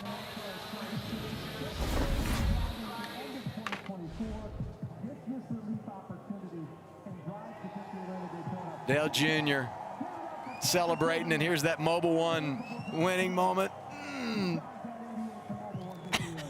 Just snapped it. Oh, we were not going to let him live that down for sure. So they celebrate on the front straightaway, and now Parker will drive it over to Mobil 1 victory lane. Got a feeling Parker will be wearing that suit next week to the studio to do the race from Portland. What a night for Junior Motorsports. Kligerman and Zilisch combined to get the win. Allgaier second, Sammy Smith third. Here's Dylan Welch. Let's catch up with Justin Allgaier, who was in the mix there and ultimately finished second in a Junior Motorsports 1-2-3. What did it come down to? What was the difference there at the end? I wish I knew, if I would be honest with you. I'm really disappointed that I thought we had it. I was able to get to the bottom there, and I thought we had the help that we needed, and I think Jesse just wasn't able to quite bridge the gap there. And disappointing, but at the same time, to have a Junior Motorsports 1-2-3, you know, all the adversity that the 88 team has gone through this week and the effort that they've put in is, it's cool to see those guys in victory lane. Parker, I mean, you've worked with Parker for a long time. You know, he's put the time and effort in. So proud of our team, proud of everybody on our Hellmann's, RCPT Chevrolet. You know, we had a big group of folks here tonight from around Kenny Parachute team, and disappointed we're not celebrating victory lane with them. But you know, it's Miss Evelyn Thomas's 102nd birthday tomorrow. Wish I was there celebrating with a checker flag, but you know, really cool that I know that they'll be they'll be in Springfield watching. So just disappointed in the night, but all in all, solid day for the company. The 7 team has had an up and down summer, as we've talked about. Is this the kind of run and finish you guys needed to get things righted before the playoffs? Yeah, I was fully expecting to be in one of those last cautions the way that our summer's gone. Yeah, the only thing we've been fast as Xfinity Mobile for is getting into the crashes this year. So, it's cool that I mean, our cars have had speed every week, and we've shown that with stages and doing all the right things. It just disappointed we didn't get it done. But again, great day for the company, great day for Chevrolet, Hendrick Engine Power, Dale Jr., Kelly Earnhardt Miller, just everybody that's a part of this company. Well done. Runner-up for Justin Allgaier tonight in Daytona. And he has a 4-point advantage when you look at those regular season standings. And actually, I'm sorry, he's 4 points behind the 88. So Zilich will have a 4-point lead, I believe, as we look at next week. We'll update that in just a second. First down to Mobile One Victory Lane. Here's Kim Kuhn. Yeah, they're going to get that car in position so the photographers can get the great shot that I'm sure is going to be framed at Parker's house once he gets a copy of it. The team ready. Dale Earnhardt Jr., team owner, down here to celebrate his 7th different driver making it to victory lane this year. And of course, Connor Zilich helping with the car toppers as we wait for Parker Kligerman. He's going to get some congratulations as well. He's really milking it down here, guys.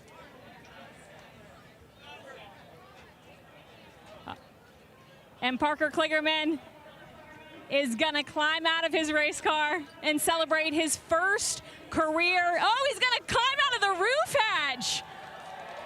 I'm not sure what Dale Jr. is going to say about that. Not a step. He didn't want to step on the window sill, he said. Again, Parker subbing for Connor Zilich. Yeah, you got to get yourself down from there now. First career NASCAR Xfinity Series win. You have been in the hunt for this for so long. Did it match the dream you had? It's different in every way because I didn't expect to get a call from Dale Jr. On a day I was leaving to go on vacation and say, hey, man, would you come drive this thing? Obviously, hated the circumstances for Connor. He's amazing, generational talent. I feel honored to have gotten the call and to grace the seat that he's been in, that Kyle Larson has been in. I knew I had to hold up my end of the bargain. Thank you to Justin Allgaier. Man, he was a real teammate. We go way back.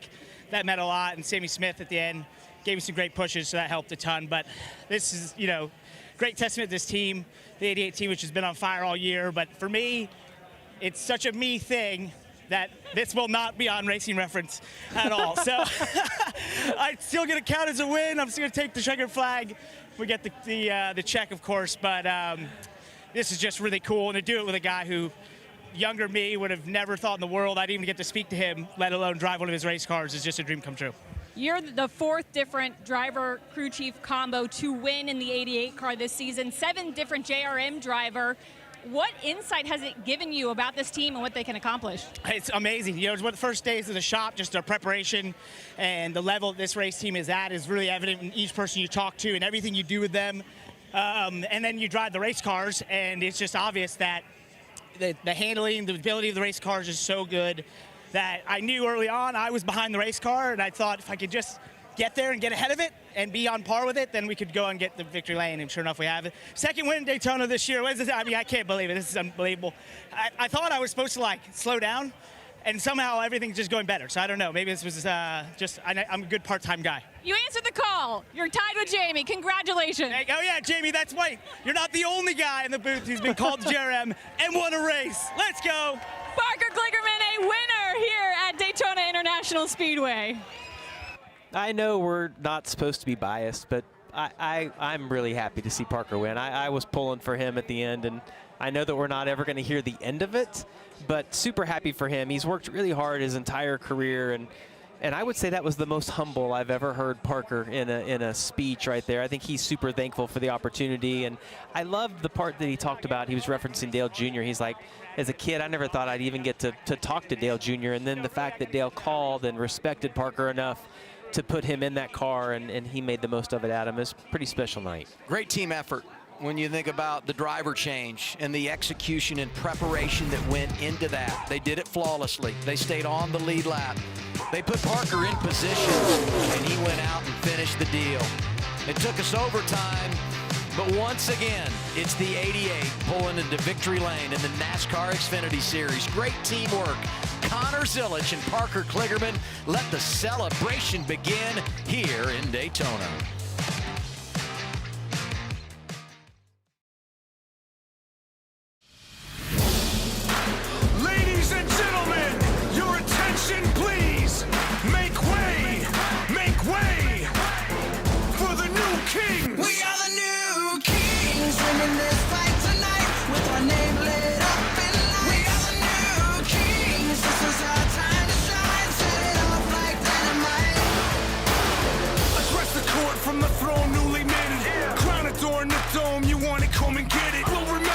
We are the new kings, winning this fight tonight with our name lit up in lights. We are the new kings, this is our time to shine, set it off like dynamite. This copyrighted telecast may not be reproduced, retransmitted, or used in any form without the authorized written consent of NASCAR Broadcasting. NASCAR would like to thank all of our fans for your support, and we hope you enjoyed today's